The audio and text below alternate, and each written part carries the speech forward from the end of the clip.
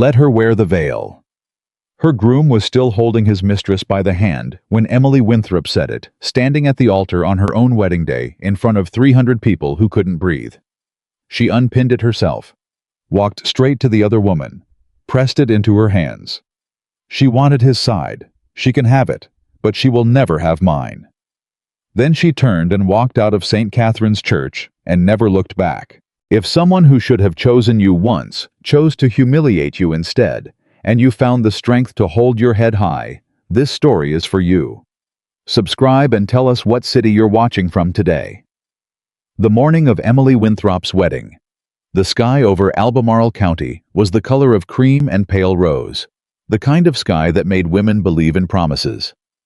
Emily believed in very little by that point, but she had tried. She had spent 3 years trying.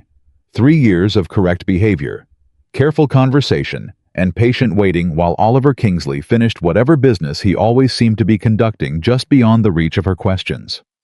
She had told herself that was simply the nature of a man who managed 12,000 acres of tobacco operation that stretched across 4 counties and a reputation that had been built before she was born. She had told herself that, because there was nothing else useful to tell herself. Her maid Rosaline had pinned the last of the ivory buttons along Emily's spine when the door to the dressing room opened without a knock. That was how her father always entered a room, as though the space belonged to him, regardless of who occupied it. Harlan Winthrop was not a sentimental man. He stood in the doorway in his good wool coat and looked at his daughter the way he looked at the quarterly accounts. Searching for problems. Finding them. "Your color is off," he said. "Good morning to you as well, Father. Don't be clever." He stepped inside, clasped his hands behind his back.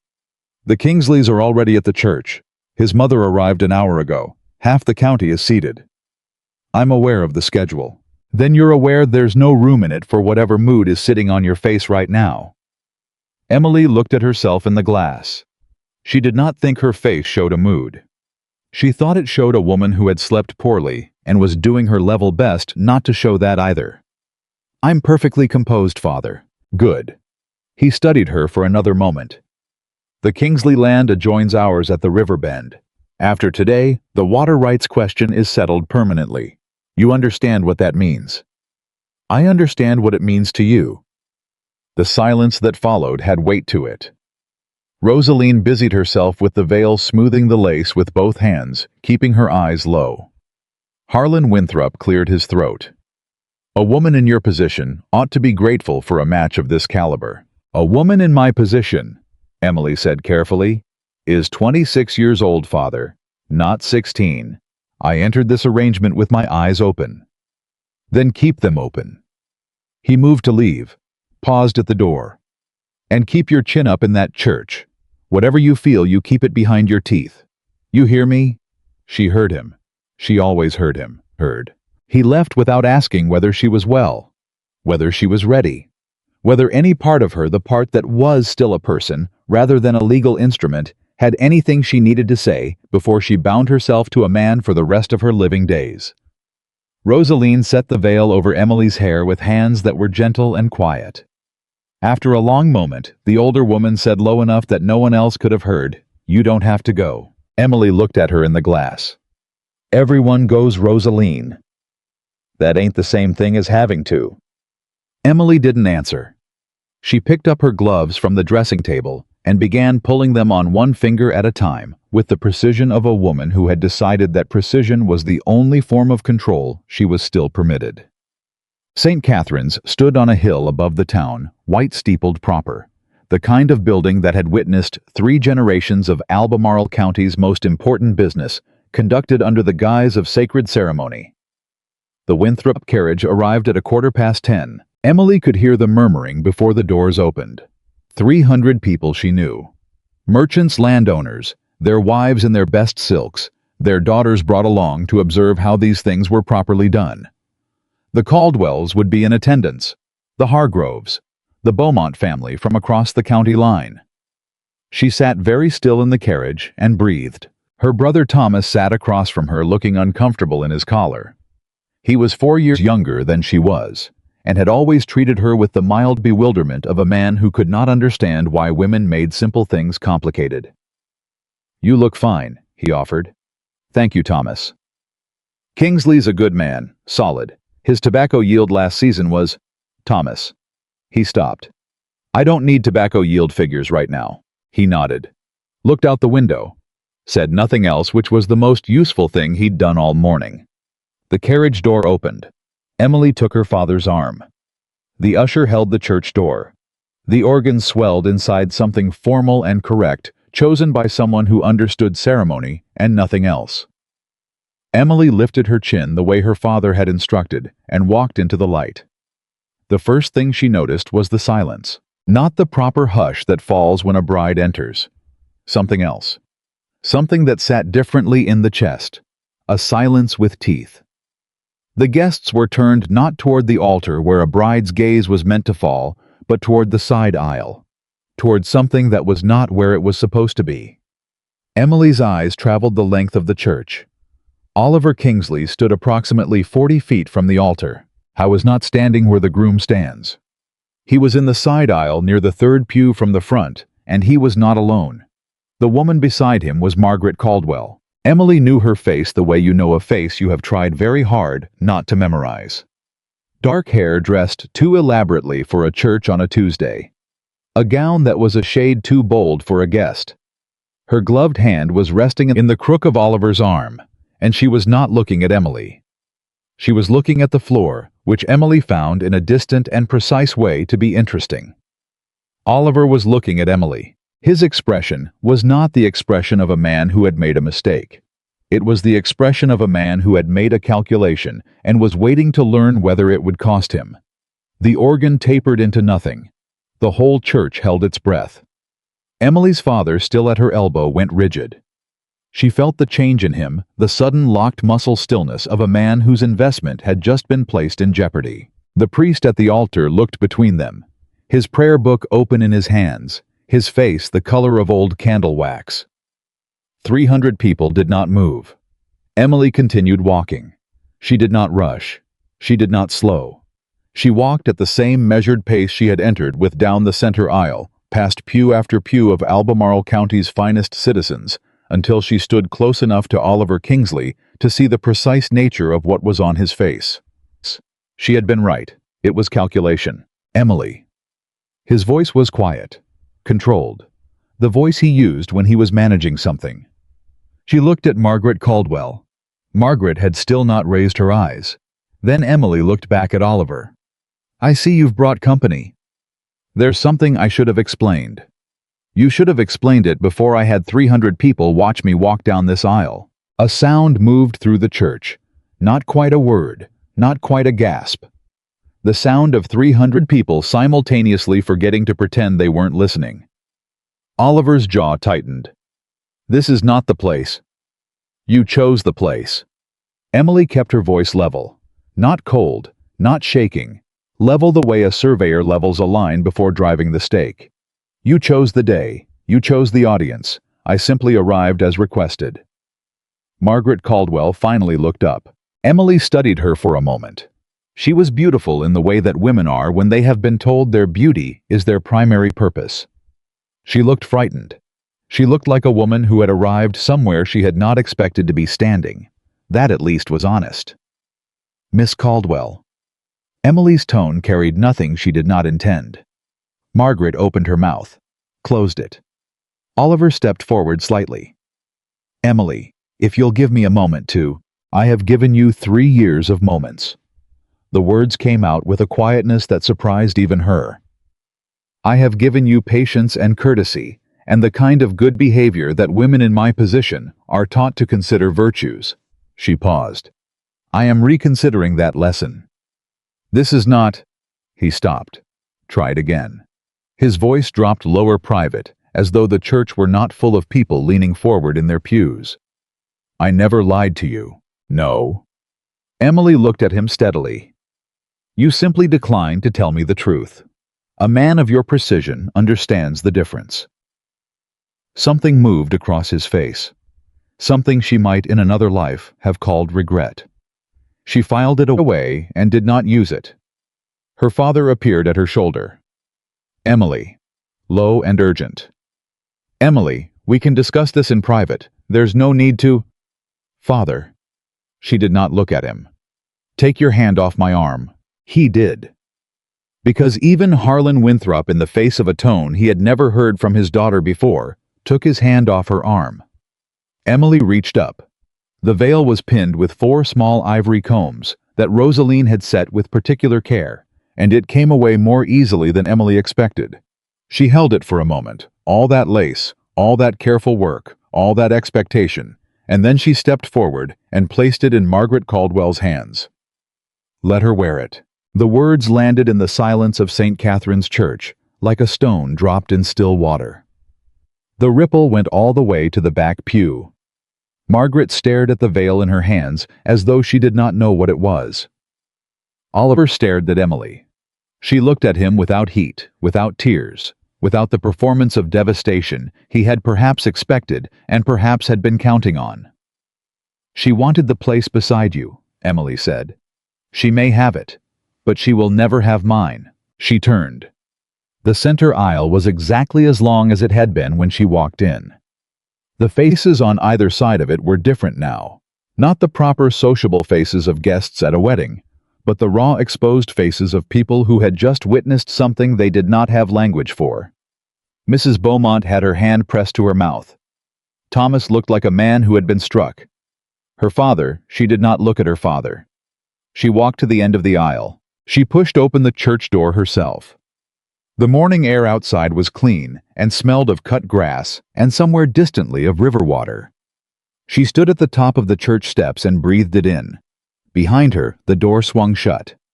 She could hear the murmur begin inside the unleashed wave of it. 300 people who would spend the rest of the season talking about this morning, parsing it, passing judgment on every choice made in that aisle. Let them. She walked down the steps. The Winthrop carriage was still waiting at the edge of the churchyard. The driver, a careful man named Absalom, who had worked for her father for 20 years, looked at her with the perfectly neutral expression of a man who had seen a great deal and intended to survive seeing more. "Home, Miss Winthrop."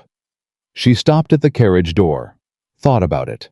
Thought about the house and her father's study and the conversation that was going to occur there whether she wanted it to or not. "No," she said. "Not yet." She looked down the lane that ran south from the church toward the river road. "Drive me to Hartwell." Absalom's neutral expression held. "Miss, the Hartwell property hasn't been—" "I know what it hasn't been." She looked at him. "Drive me there, please." He helped her up, closed the door. A moment later the carriage moved. Hartwell was her mother's property. Had been her mother's property. Catherine Winthrop née Hartwell had inherited it from her own mother in 1803 and had done nothing particularly useful with it in the years that followed, because Catherine Winthrop had spent those years producing children and managing a household and quietly accepting that her husband considered Hartwell an inconvenient reminder that she had once had resources of her own. Catherine had died in 1814. Hartwell had passed to Emily by the terms of the inheritance which had been specific on that point, and which her father had contested on 3 separate occasions, all unsuccessfully. Emily had not been to Hartwell in 2 years. She sat in the carriage with her hands folded in her lap and her wedding gloves still on, and thought about what she was doing. She was not entirely sure what she was doing. She knew what she was not doing. She was not returning to the Winthrop house to sit in her room and wait for society to decide what became of her. She was not writing Oliver Kingsley a letter of apology. She was not weeping, which surprised her somewhat, not because she felt nothing but because what she felt was not grief. What she felt was something more angular than grief, more clarifying. She had almost married a man who had looked at her across a dining table for 3 years and seen a solution to a land dispute. She had almost let him. That was the part that sat in her chest with the most weight.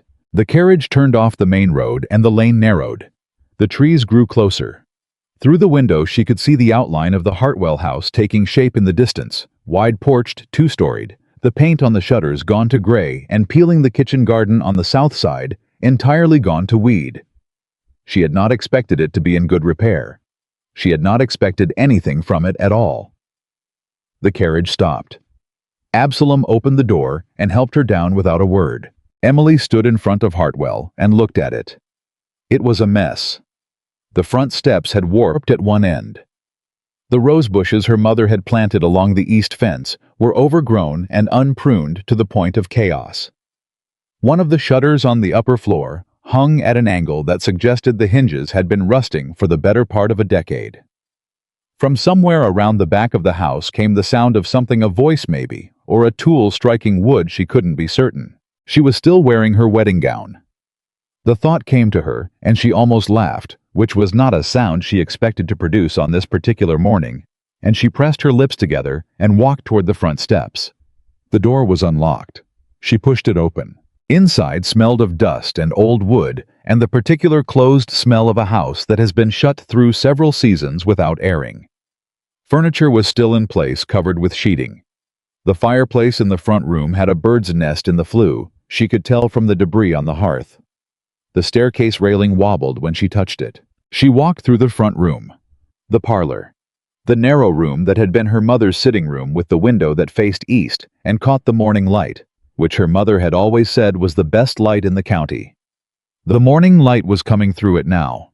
Emily stood in it. After a long moment, she sat down on the dusty window seat, still in her ivory gown, still in her white gloves, and she looked out at the untended garden and the long grass and the fence that needed mending, and the general condition of something that had been left too long without care.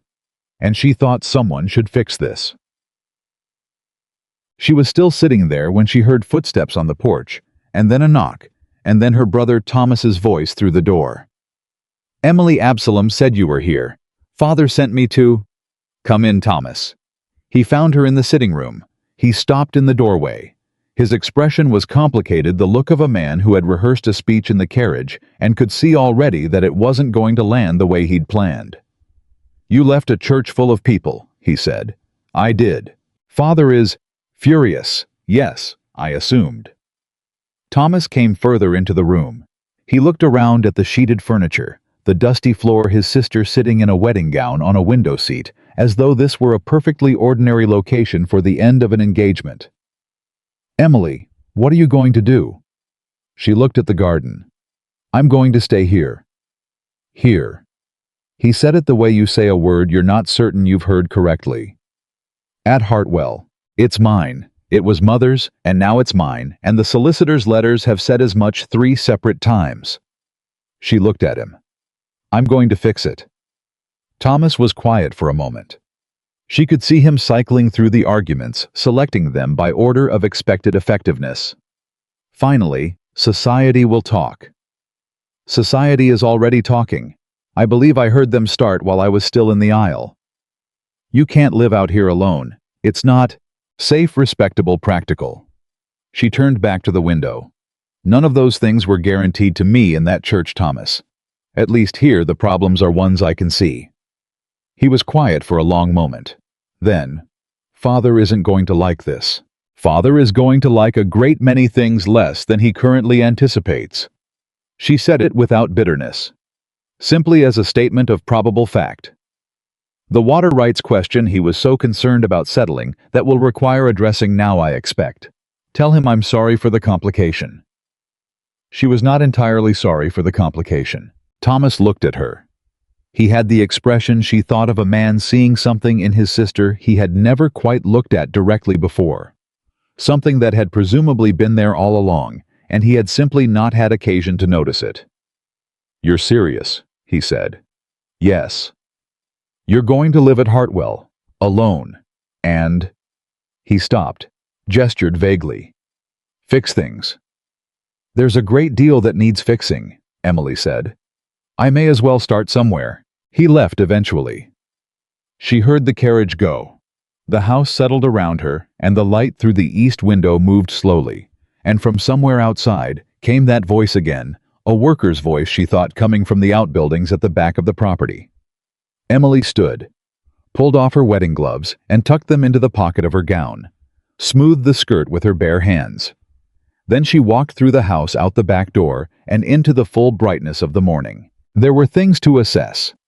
workers to speak with, a well to check a roof to inspect accounts she hadn't seen in 2 years that were certainly going to contain unpleasant surprises. She had no one to consult, no arrangement to rely on, no man standing between her and the weight of whatever she was walking into. For the first time in 3 years, she found that thought less frightening than it should have been. She straightened her spine, lifted her chin, not the way her father had instructed to manage appearances, but because the morning was bright and the air was clean and she was standing on her own ground. Emily Winthrop walked forward, and behind her, growing smaller with every step, was everything she had very nearly settled for. The back of the Hartwell property was worse than the front. Emily discovered this within the first 10 minutes of walking it still in her ivory gown, her bare hands already picking up dust from the fence rail she was using to steady herself across the uneven ground near the old hay barn. The barn roof had partially collapsed on the eastern side. The kitchen garden her mother had kept with such particular pride, the one she'd written about in letters, with the enthusiasm other women reserved for balls and engagements, had gone entirely to thistle and volunteer corn, a wild tangle of things that had seeded themselves without permission and grown with the cheerful indifference of weeds everywhere. 3 workers were standing near the well when Emily rounded the corner of the barn.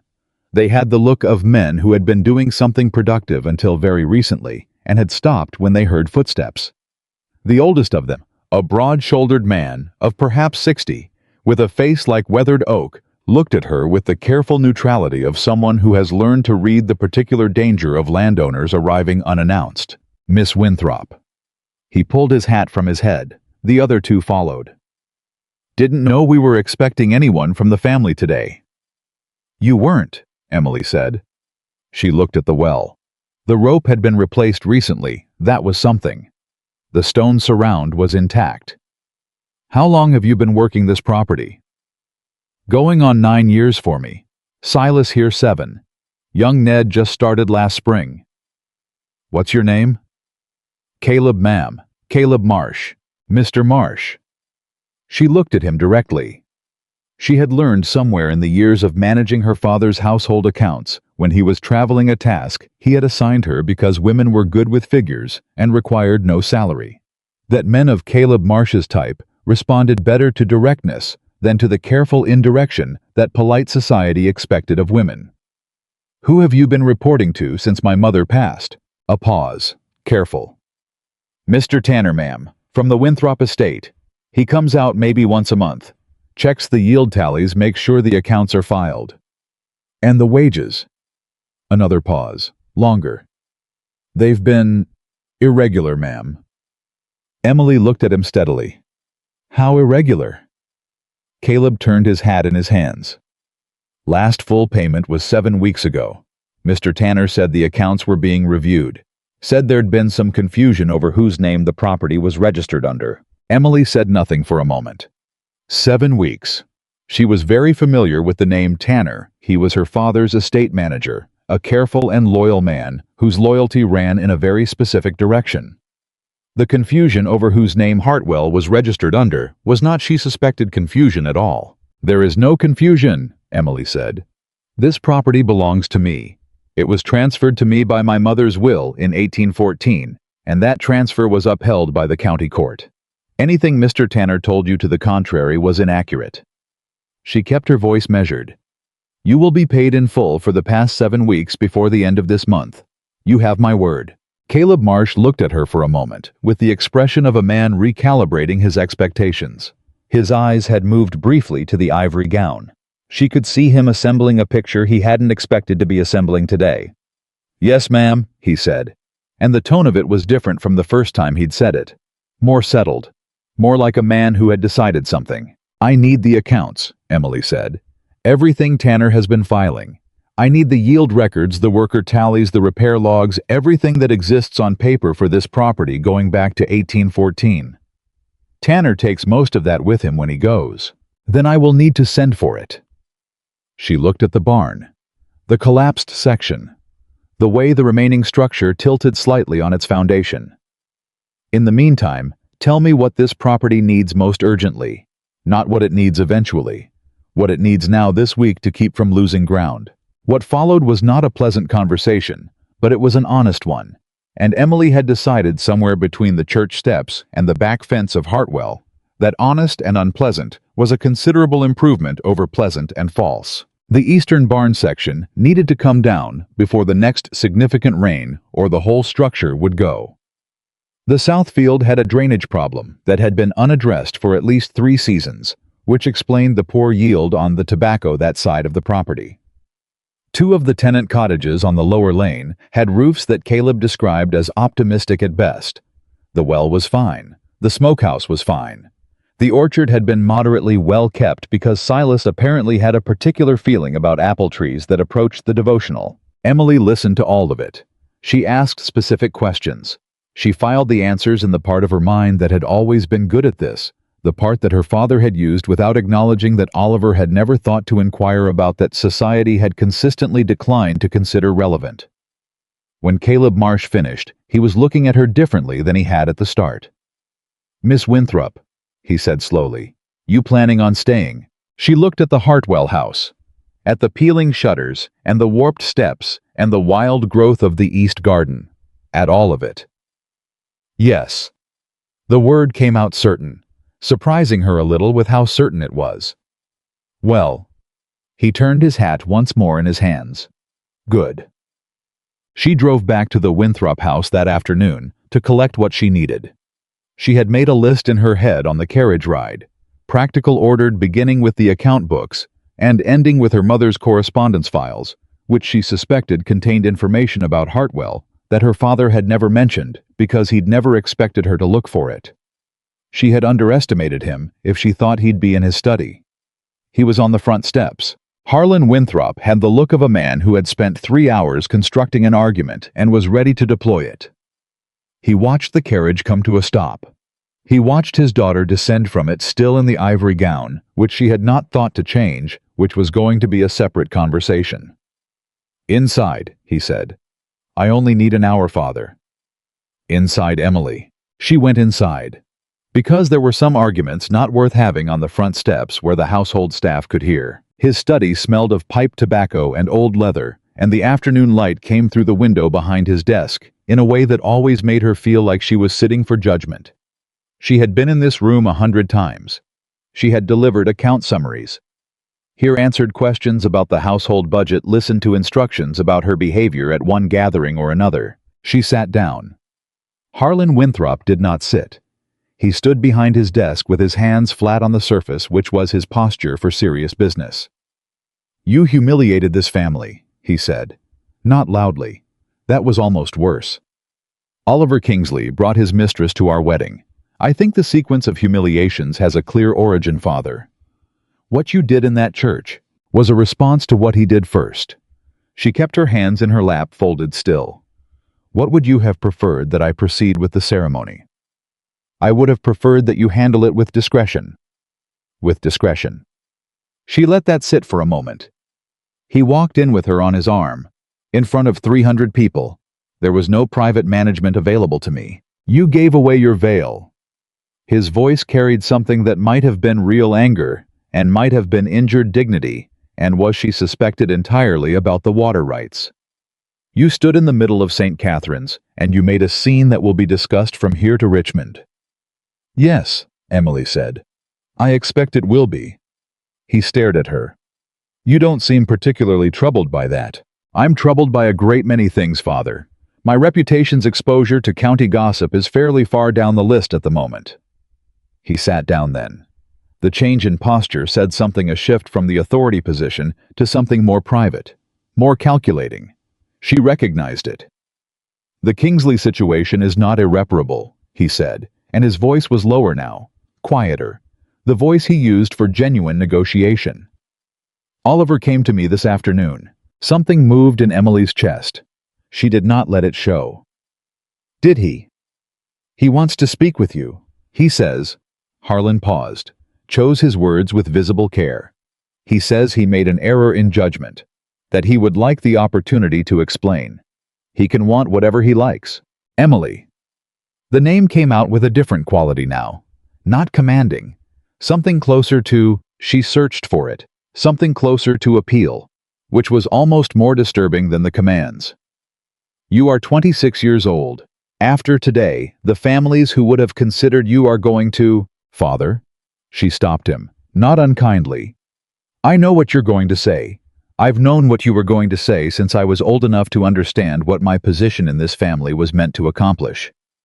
She looked at him. I'm moving to Hartwell. He looked as though she'd told him she was moving to the moon. The property is mine, she continued. It was Mother's, and it is mine, and the law is clear on that point. I intend to run it properly. The accounts have been mismanaged. I think you know that, and the workers haven't been paid consistently in months. I'd like the estate records that Tanner has been filing, all of them. Harlan's jaw tightened. Those records are kept by my estate manager. Once I formally dismiss Tanner's authority over the property, which I am doing now. She looked at him evenly. Verbally as a courtesy before I send the written notice to the solicitor tomorrow morning. The silence between them had a different character than any silence she could remember in this room. He was looking at her as though he were trying to find in the face of this woman across from him the daughter he'd had this morning. The one he'd expected to deliver to the Kingsley family, and thereby solve several problems at once. Where is this coming from? He said finally. Not a question so much as a statement of bewilderment. It was always here, Emily said quietly. You simply never needed to look at it before. She left his study with the account books, her mother's correspondence files, 2 trunks of clothing, and the writing desk from her bedroom that had been a gift from her mother on her 16th birthday. Rosaline, who had been waiting in the upstairs hall with the expression of a woman who had already packed her own bag, came with her without being asked. You didn't have to come, Emily told her, as Absalom loaded the last of the trunks onto the second carriage. Rosaline looked at her with the specific patience of a woman who has heard something unnecessary. Where else would I go?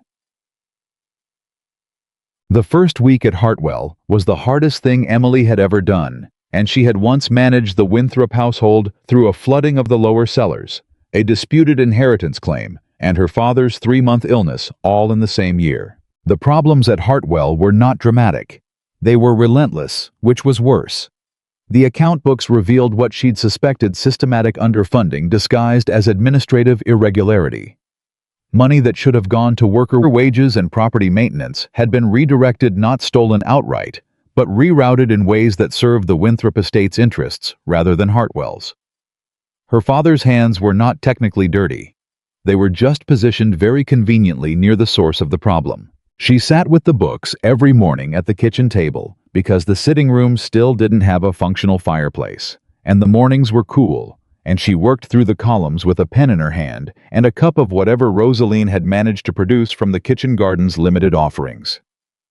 Rosaline had in the first 3 days assessed the kitchen situation with the gravity of a general reviewing a weakened position, and begun a campaign of radical improvement that involved significant renegotiation with the Hartwell kitchen garden. Caleb Marsh proved invaluable.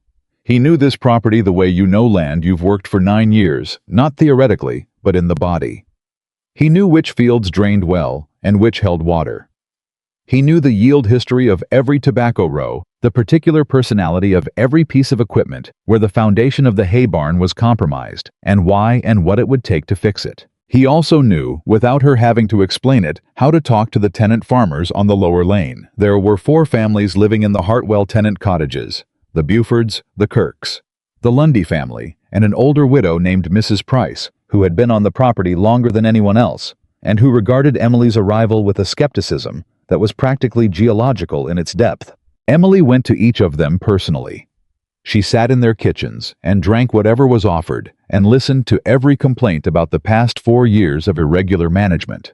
And she did not apologize for things that weren't her fault, but she was specific about what she intended to change and by when. Mrs. Price, on the 3rd visit, finally thawed enough to say, "You ain't what I expected." What did you expect? The old woman looked at her with eyes that had seen a great deal and forgotten very little. A rich girl playing at farming till some man came to take her back to the city. Emily wrapped her hands around the offered tea. I understand why you'd think that. You going to prove me wrong? I'm going to try. Emily looked at her directly. That's all I can promise you honestly, but I intend to try very hard. Mrs. Price made a sound that might have been a laugh. Well, that's at least an honest answer. Most folks who've come out here with promises give me nothing but the decorated kind. The letter from Oliver Kingsley arrived on the 8th day. Rosaline brought it in from the post with the careful neutrality she deployed when something arrived that she had opinions about and had decided not to express without invitation. She set it beside Emily's account book and said nothing. Emily looked at it for a long moment before picking it up. The handwriting was Oliver's careful, precise, the penmanship of a man who had been educated at some cost and intended the investment to show. The paper was his good stationery, the kind with the Kingsley seal embossed in the upper left corner, the kind he used for business correspondence that he considered important. She opened it.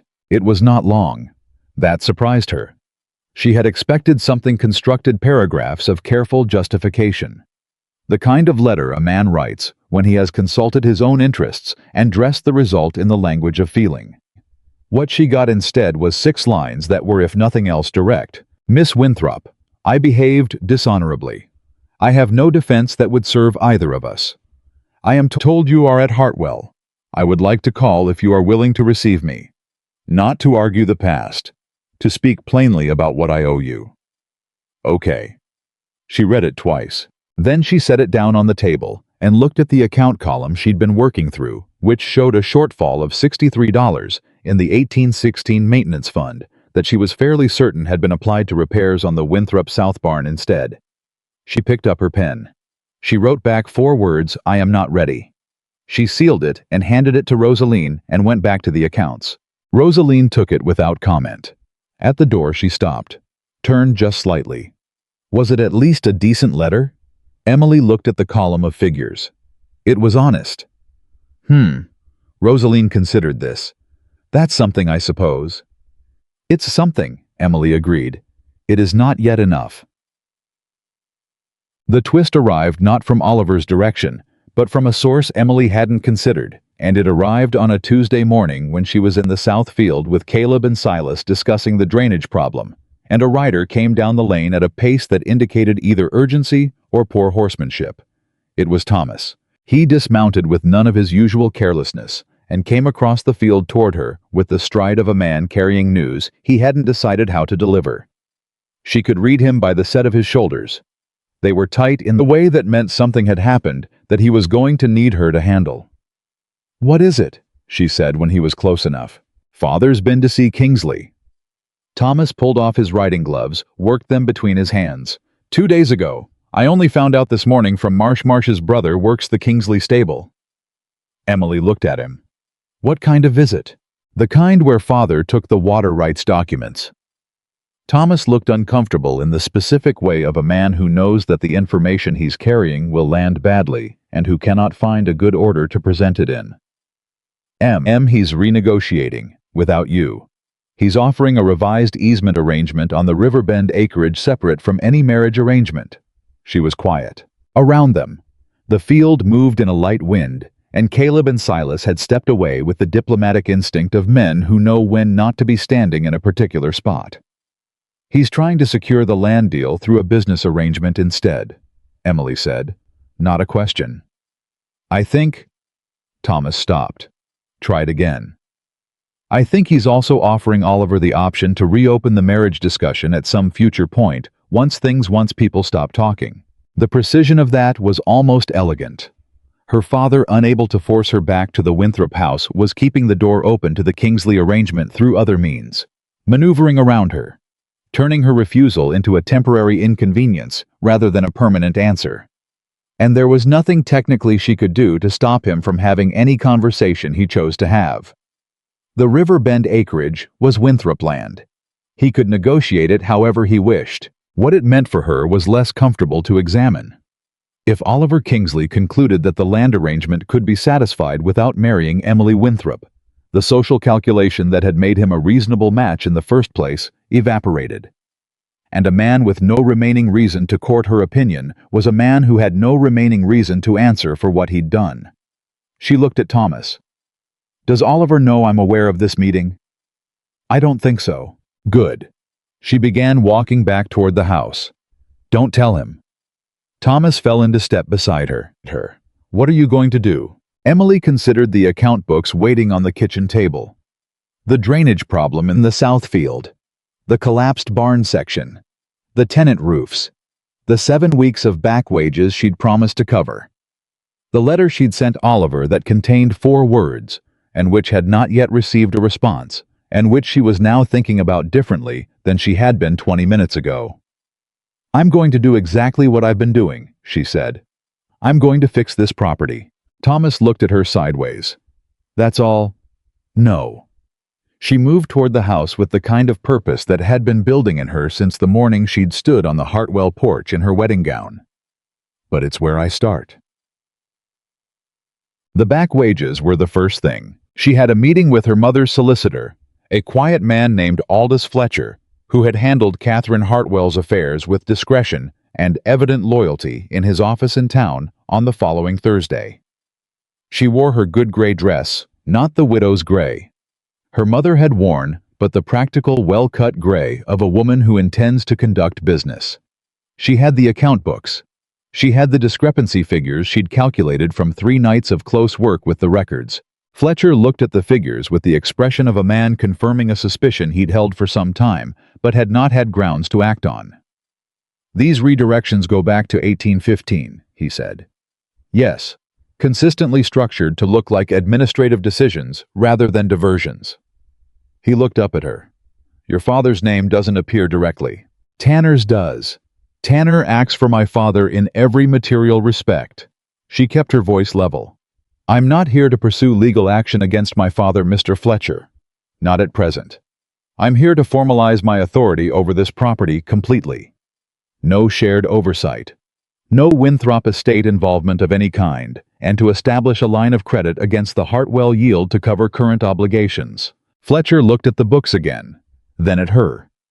He had the expression of a man recalibrating not so much a set of facts as a set of expectations about what kind of woman had walked into his office. The yield for this season, if the south field drainage is addressed promptly, should be sufficient, Emily said. With careful management, I've done the calculations. You've done them yourself. She looked at him, not unkindly, but without apology.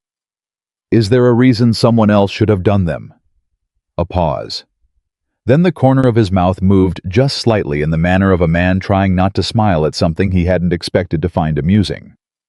No, Fletcher said. No, I suppose there isn't.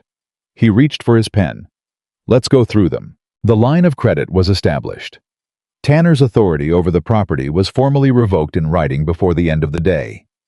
Emily walked out of Fletcher's office into the afternoon with the particular sensation of a woman who has just closed one door and opened another.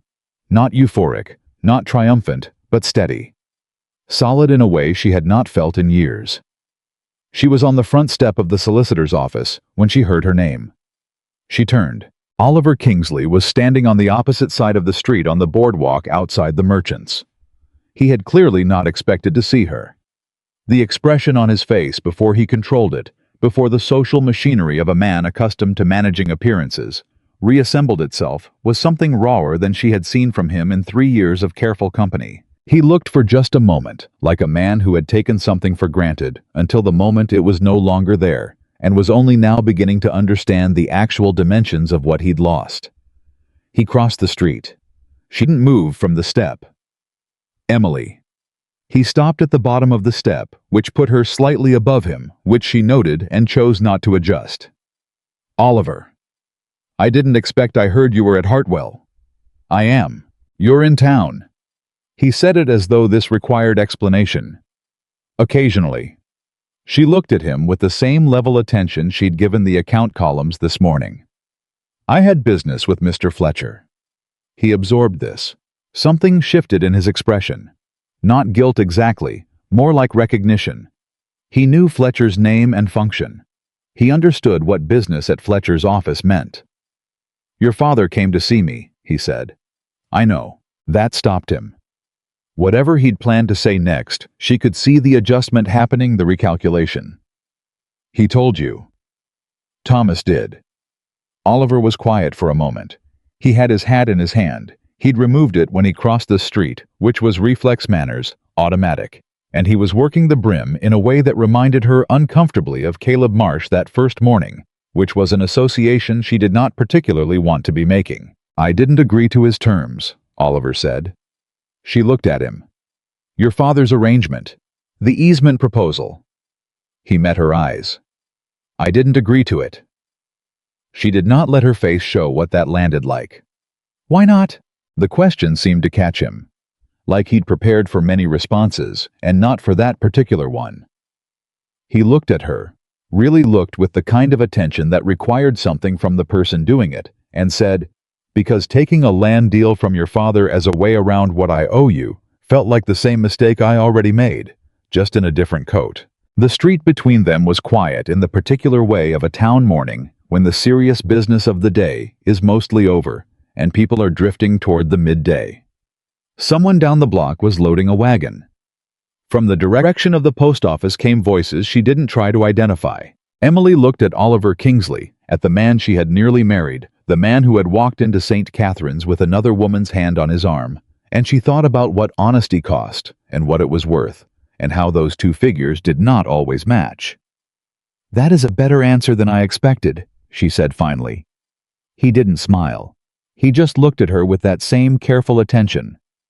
"I sent you a letter." "I know. I received it." "You sent back 4 words." "I know that too. A beat." Something that might in time become humor, except that there was too much weight between them still for it to be light. "Am I going to get more than 4 words eventually?" Emily stepped down from the solicitor's step.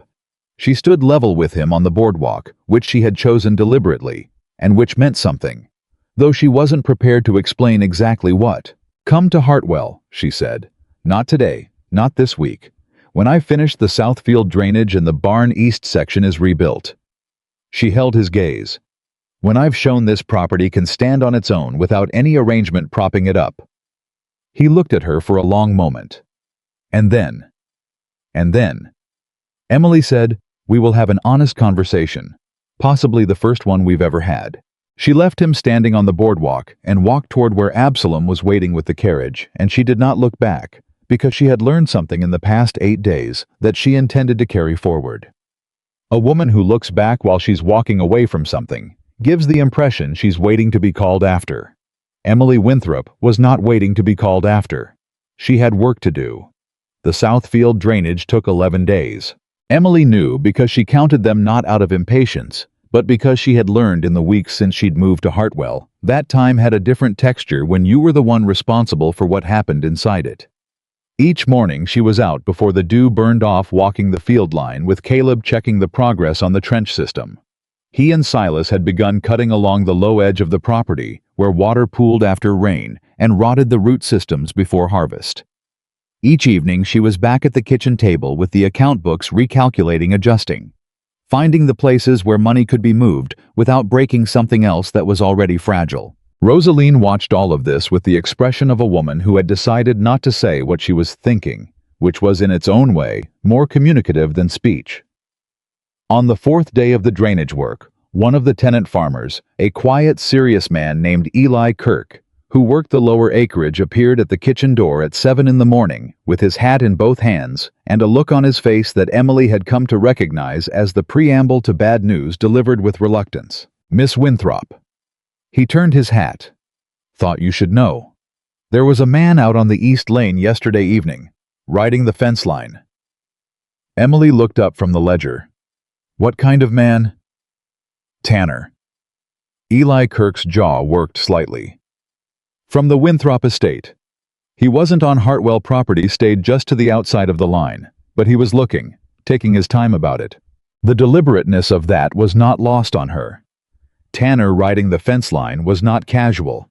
It was a message, a reminder that her father's attention had not moved on simply because she'd sent a letter to a solicitor. "Thank you, Mr. Kirk." She kept her voice even. "If he comes again, you don't need to engage him. Just let me know." Eli Kirk nodded, paused at the door. He tried to talk to Ned, young Ned from the North Barn. Emily set her pen down very carefully. What did he say to Ned? Asked him how things were going out here. Whether Miss Winthrop was managing all right on her own. Whether she'd had any visitors. The word came out with a careful neutrality that told her Eli Kirk had understood the implications, even if Ned hadn't. Ned's a good kid. He didn't say much.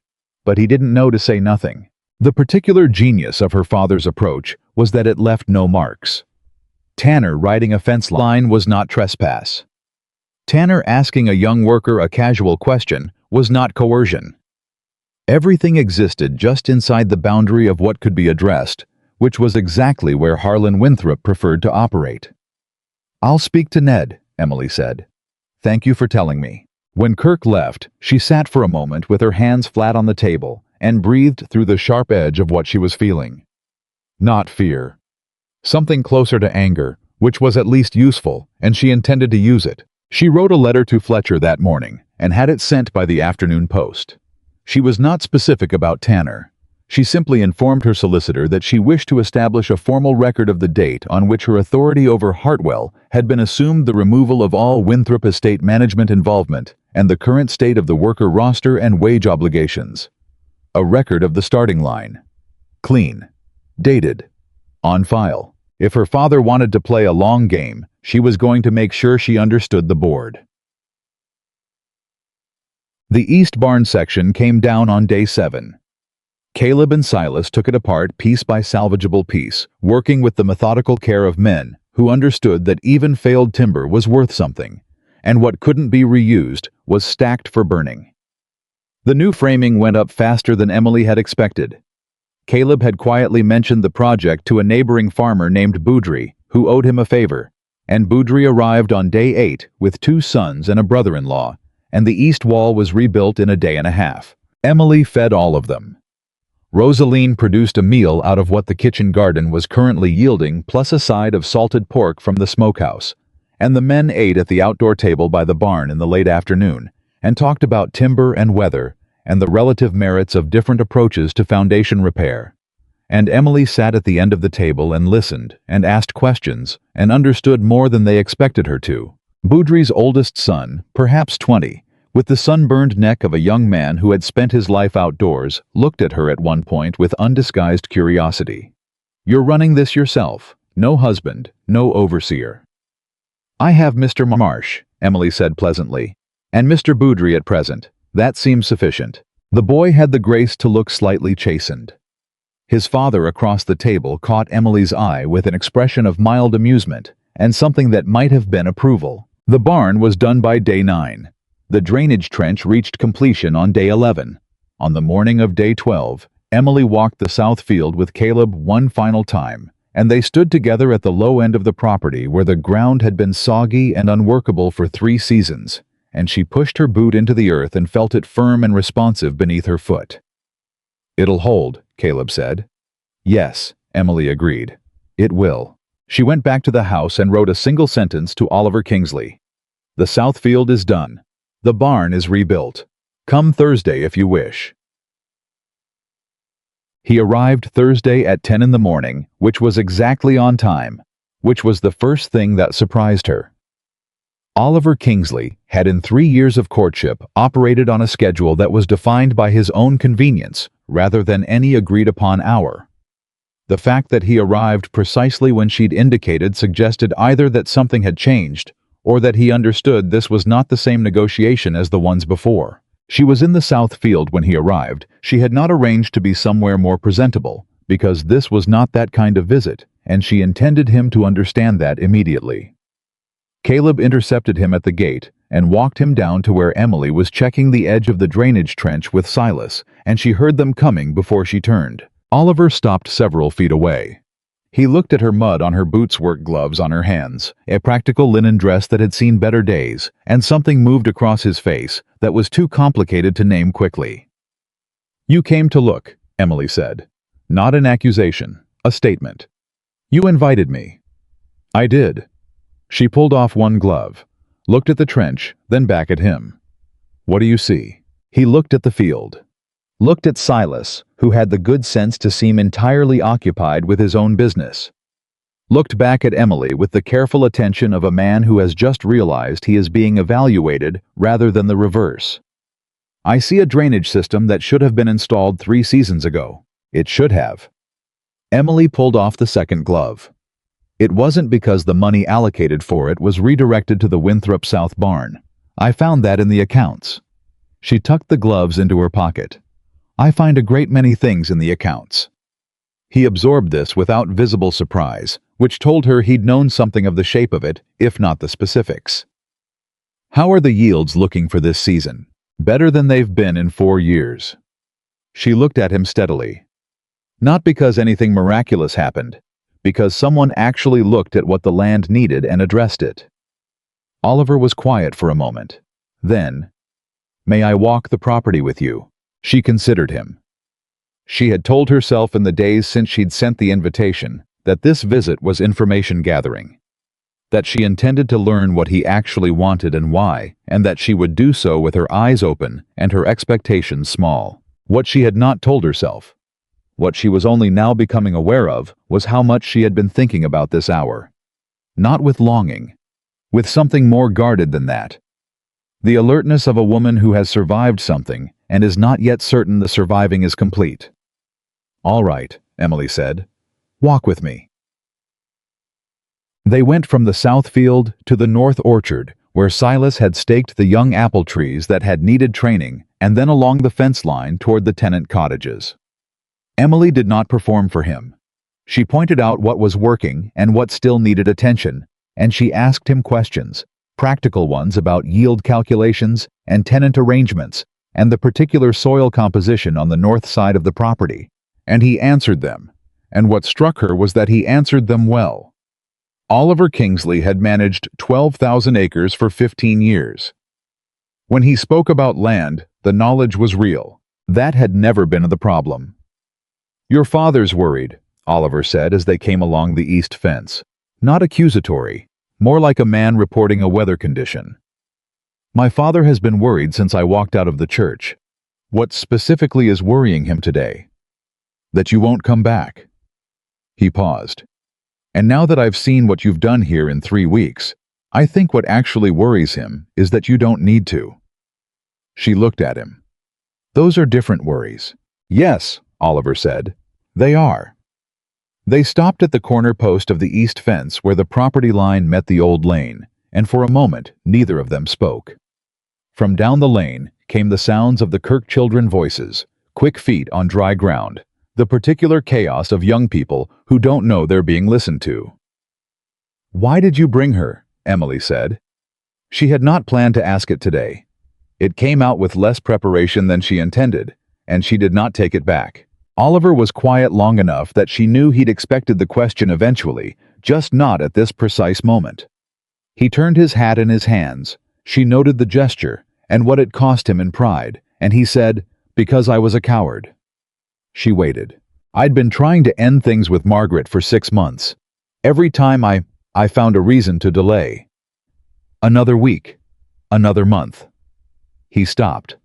The word cost him something. "She came to the house the night before the wedding.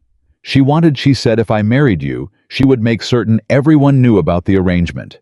That she'd go to your father, to the church. She said she'd tell it publicly, and I'd be the man who trapped a woman into a marriage while keeping another." Emily felt something shift in her chest. Not forgiveness.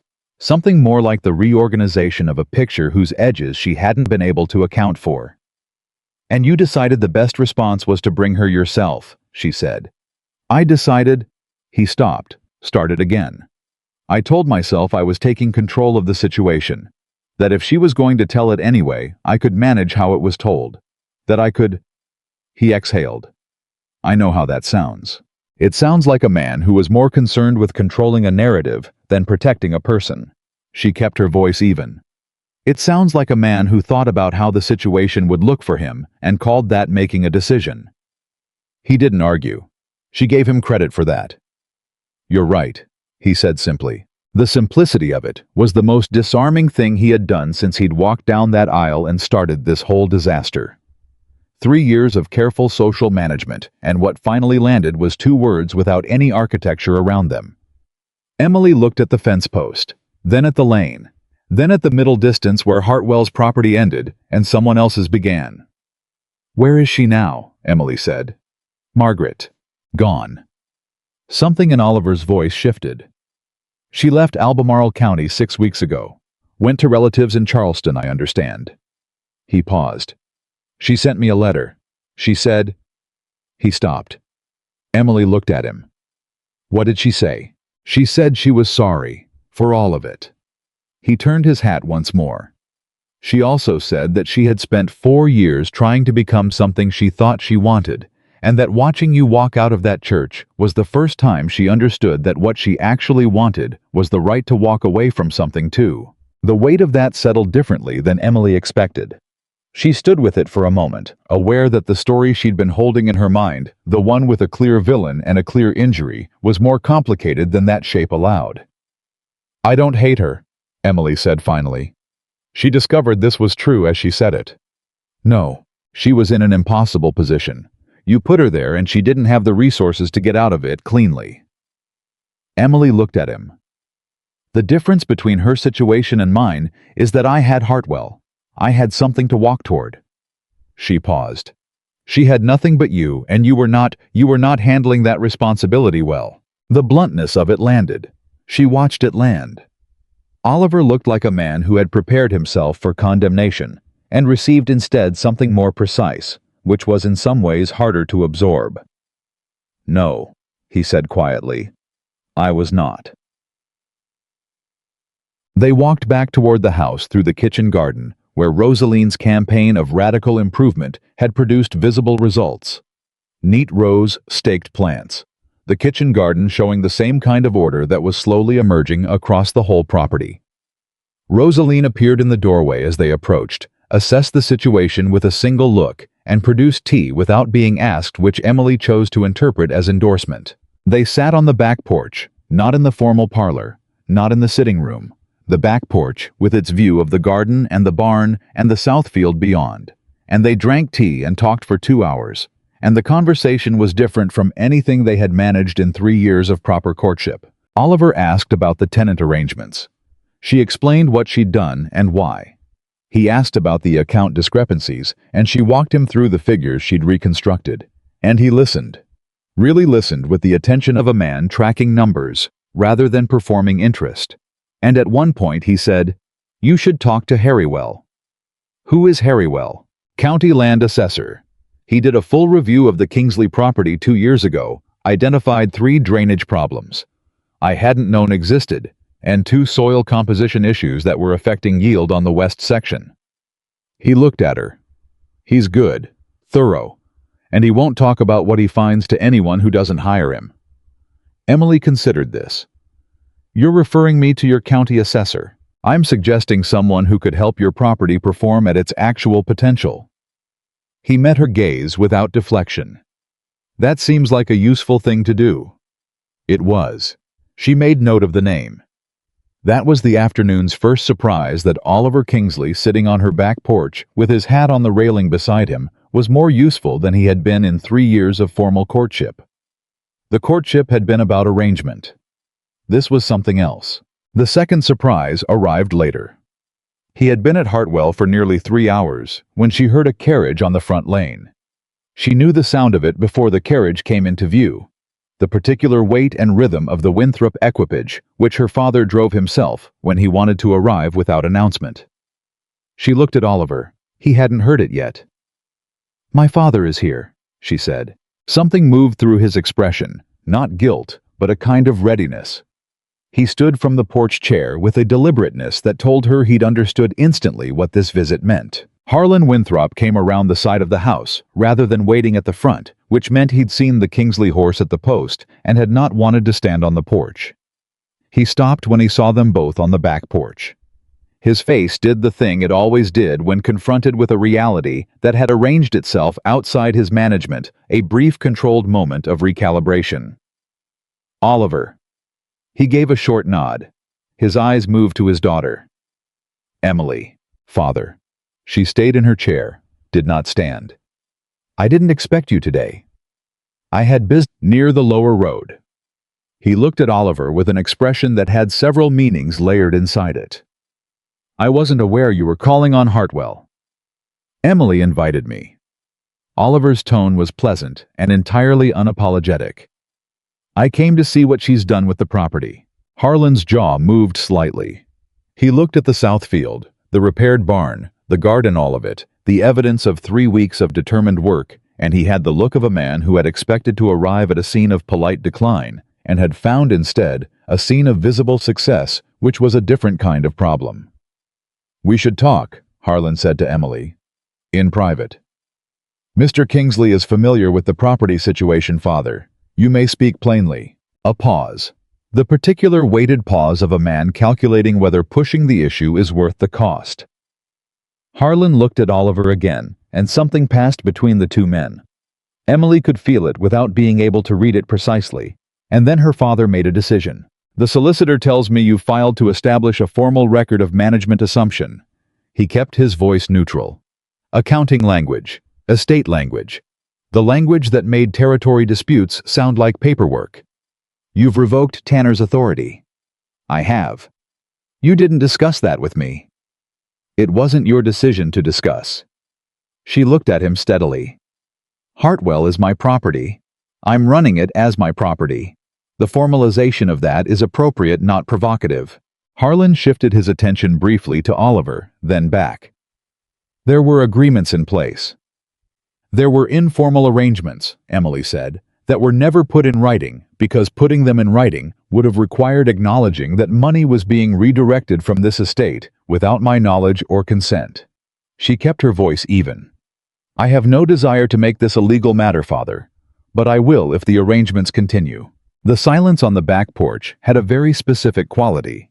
Oliver was standing slightly to one side, and he was not inserting himself into the conversation, which Emily noted and filed away. It was the correct instinct to understand that this was not his fight to join. Harlan looked at his daughter for a long moment. She could see him processing not just the immediate situation, but the longer view. The version of Emily Winthrop he had carried in his understanding of things versus the one sitting in front of him in a work dress with mud on her boots and Fletcher's formalized records behind her. She watched the adjustment happen, and she did not make it easier by softening her expression. "You've changed," he said finally. "I've stopped performing," Emily said. "It looks like change. It isn't." Another silence. Then Harlan Winthrop did something she had not seen him do in 30 years of watching him manage every room he entered. He sat down on the spare porch chair without invitation, and he looked out at the south field, and he was quiet. "Your mother would have liked this," he said. The words came out differently than everything else he'd said, like they came from a different part of him. "What you've done here. She always said Hartwell just needed someone to pay attention to it." Emily felt something move in her chest that she was not prepared for. She had built an architecture over the past weeks, firm functional design to keep certain things out, and her father's voice in that register put a crack in a place she hadn't reinforced. "I know," she said quietly. And she did know. She had felt it every time she walked the property, the faint echo of her mother's letters. Her mother's attention to this place that had been her own before marriage had reclassified it as inconvenient. Harlan looked at his hands for a moment. Then, "Tanner was acting on my instructions." He said it without decoration. "Not criminally, but I was using the Hartwell revenues to offset losses on the south acreage after the bad season in 15. I intended to restore it once the crop recovered." He looked up. "I should have told you." The honesty of it caught her entirely off guard. She was not sure what to do with it. She was not sure in this moment what to feel. Oliver had moved to the far end of the porch and was looking at the garden with the careful attention of a man who understands that the conversation happening 6 feet away is not for him. Emily looked at her father, at the 63-year-old man who had managed her like an asset her entire life, and who was apparently capable of moments like this one, which she had never expected to witness.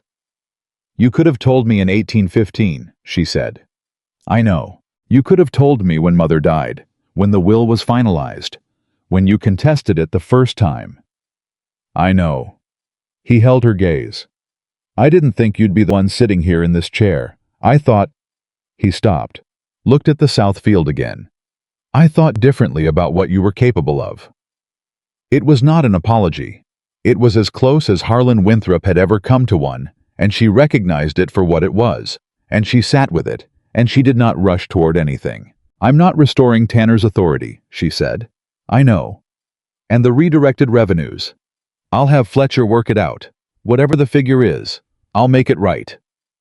He said it like a man paying a debt he'd been avoiding, which was exactly what it was. Emily looked at her father for a long moment.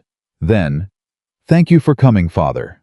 He nodded, stood, put his hat back on, looked at Oliver briefly, a look that contained a negotiation that was now moot, an arrangement that had been superseded by events, and then he walked around the side of the house, and she heard the carriage move. The back porch was quiet. Oliver came back from the far end and sat in the chair her father had vacated. He said nothing for a moment. Then, "I've never seen him apologize for anything." "He didn't apologize," Emily said. "No," Oliver allowed. "But he came as close as I've ever seen him." She looked at the south field, at the drainage trench invisible from here, but present functional doing what it needed to do. "It's a beginning," she said. Not warmly, not coldly, honestly. Then she looked at Oliver. "You didn't take his easement offer." "No." "And you didn't tell him you were coming here today." Oliver's expression shifted, not guilt, but recognition. "No." "Why not?" He looked at her, the way he'd been looking at her since he walked into the south field that morning with the full weight of his attention. None of the social management, none of the calculation she was accustomed to reading in men who were used to being the most powerful person in any room.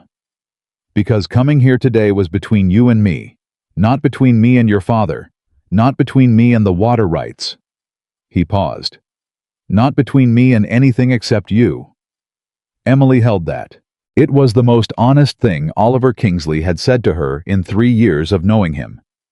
Possibly the most honest thing anyone had said to her in 3 years, if she counted the source. She looked at her hands, then at the garden, then at the barn, with its new east wall pale and clean against the older weathered timber. 3 weeks of work, 11 days of drainage. A barn rebuilt in a day and a half with borrowed hands and a favor returned. "The county assessor," she said finally. "Harrywell. Could you write an introduction?" Something crossed Oliver's face relief, she thought, though he handled it well. "I'll write it tonight." "Good." She stood, picked up the tea things, looked at him. "And Oliver." She stopped. He met her eyes. "When you come back, and I'm not telling you when that should be, I need you to understand something." She kept her voice level, the surveyor's voice. The voice she'd found in the months since she'd stopped managing herself for other people's comfort. "What I am building here is mine. I am not building it toward something. I'm not building it as a stopping place until someone offers me a better arrangement. This is the arrangement." She paused. "If you're going to be part of what happens at Hartwell, any part of it that has to be something you can stand beside, not in front of." Oliver held her gaze without flinching, without the social calculation, without the performance of a man managing an impression. Just the gaze of someone who had heard something and was taking the full weight of it. "I understand," he said. She looked at him for another moment, then she went inside, through the window. She watched him retrieve his hat from the porch railing stand for a moment, looking out at the south field, and then walk toward the front gate, with the unhurried deliberateness of a man who was thinking rather than performing. Rosaline appeared at Emily's elbow. She looked out the window. "Well," Rosaline said. "Don't," Emily said. "I wasn't going to say a word." Rosaline moved to collect the remaining tea things, paused. "Did he behave himself?" Emily thought about Oliver Kingsley on her back porch, answering questions about drainage systems and tenant arrangements, declining her father's land deal, not flinching when she told him plainly what the terms were going to be. "Better than I expected," she said. Rosaline made a sound that, coming from her, constituted a significant expression of approval. Emily turned back to the kitchen table. The account books were still there. Fletcher's latest note. The assessor's name on a slip of paper she'd written while Oliver was talking in her own hand, evidence of work yet to be done. She sat down, picked up her pen. The south field was done. The barn was rebuilt. Her father had sat in her chair and come as close to honesty as he likely ever would. Oliver Kingsley had driven out to Hartwell and looked at what she'd built without trying to improve or manage or absorb it. It was not enough. Not yet. But it was the most promising Thursday she'd had in a very long time, and there was still an hour of daylight left, and the accounts would not balance themselves. Emily Winthrop opened her ledger and got back to work. Harrywell came on a Friday. He was a compact, methodical man in his 50s, who wore the same expression whether he was looking at a drainage trench or a failed crop rotation. The focused, unhurried attention of someone who has spent decades learning to read land the way other men read faces. He arrived with a leather satchel, a measuring rod, and no particular interest in small talk, which immediately earned Emily's respect. Oliver had written the introduction as promised. 3 sentences, precise and practical, with no embellishment and no implication that Emily required anyone's endorsement. She had noticed that. She had not remarked on it, but she had noticed. Harrywell spent 4 hours on the property. He walked every field. He tested soil at 6 different locations, pressing a probe into the earth and examining what came up with the concentration of a physician reading a patient. He looked at the drainage trench Caleb had built and asked 3 specific questions about the angle and depth, and when Caleb answered them, Harrywell nodded once, which Emily was learning to recognize as the equivalent of high praise. At the end of the 4 hours, he sat down at the kitchen table across from Emily and opened his satchel and produced a set of notes that were dense with figures. Northfield East Quadrant, he said without preamble. The soil composition shifts about 40 yards in from the fence line. You've been treating it as tobacco ground. It isn't. It's better suited to wheat, and it'll yield 30% higher than anything tobacco will give you on that section. He turned a page. The orchard has 3 trees with root rot that haven't shown above ground yet. They need to come out before they take the adjacent trees. He turned another page. The low pasture along the creek has limestone deposits that your drainage trench is going to redirect water across. In 2 seasons, if it's not addressed, you'll have standing water problems worse than what you started with. Emily looked at the notes, looked at him. How do I address the limestone problem? Harrywell took her through it for 30 minutes. Practical, specific, referencing comparable situations on other Albemarle County properties. She asked questions. He answered them without the slight hesitation that certain men couldn't suppress when a woman asked a technical question. The micro pause that meant they were deciding whether to simplify. Harrywell just answered, which meant he either had no opinion about who was entitled to the information, or he was sufficiently focused on the work to find such opinions irrelevant. When he left, she had 6 pages of notes in her own handwriting and a clear order of priority for the next 2 months of work. She also had a figure and estimated yield projection for the current season based on what she'd already done and what Harrywell recommended going forward that was considerably higher than what the Hartwell accounts had ever shown under Tanner's management. She stared at that figure for a long time. Then she wrote to Oliver and told him what Harrywell had found, because she had decided that whatever was developing between them would be built on the same terms she'd used with everything else at Hartwell. Honestly, practically with no decorative additions to make it look better than it was. His response came back the next morning. The Northfield assessment is consistent with what I've seen on properties with that soil type. The wheat rotation will work. I'd like to see the numbers when you have them finalized if you're willing. Okay. She read it twice, noted that he'd asked permission rather than assumed. Wrote back, I'll send them when they're ready. Rosaline, who had developed an entirely too accurate system for reading Emily's correspondence from across the kitchen, said nothing. Just refilled the teacup with the timing of a woman who had decided that tea was the most useful form of commentary available to her. The numbers were ready in 10 days. By the time Emily sent them to Oliver, the Northfield reassignment had already begun. Caleb had started the process of preparing the East Quadrant for wheat, with the particular satisfaction of a man who had suspected for years that the ground was being misused and was pleased to have it confirmed by someone official. What Emily had not anticipated was the letter that arrived the same week from Mrs. Beaumont. Adelaide Beaumont was 61 years old, had been widowed twice, managed the Beaumont property alone for the past 9 years, and occupied a position in Albemarle County society that was approximately 3 levels above anyone's ability to dismiss her. She had been in the 3rd pew on the left at St. Catherine's. She had been the woman with her hand pressed to her mouth. The letter was handwritten on cream paper in an elegant, decisive script. Miss Winthrop, I have heard a great deal about what you are doing at Hartwell from sources I consider reliable. I would like to call on you if you are willing to receive visitors. I have a matter I believe may be of mutual interest. Adelaide Beaumont. Emily read it twice, showed it to Rosaline. Rosaline read it and looked up with an expression that Emily had never quite seen on her face before, something between recognition and satisfaction. She's been watching, Rosaline said. Everyone's been watching. Not like Mrs. Beaumont watches. Rosaline set the letter down. She watched your mother. Used to say that Catherine Hartwell was the most capable woman in the county and the most wasted. She paused.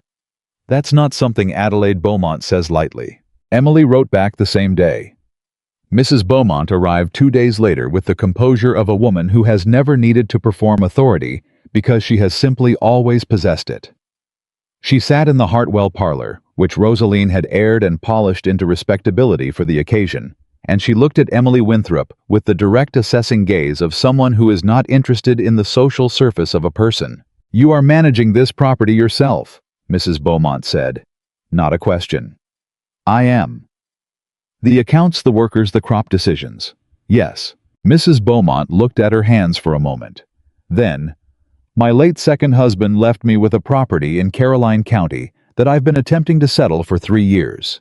It has good land, but a tangled legal history, 2 contested deed claims, and an access road dispute that my solicitor tells me will require the county court to resolve. She looked up. I've been watching how you've handled the Hartwell situation, the Fletcher formalization, the Tanner removal, the way you've managed your father. She paused. You don't bluster and you don't retreat. I find that unusual. Emily kept her expression neutral. What is it you'd like, Mrs. Beaumont? A recommendation. Fletcher is good, but he's cautious by nature. I need someone who can move faster. She looked at Emily directly. I'm told you know how to read an account book and identify where money has gone that shouldn't have gone there.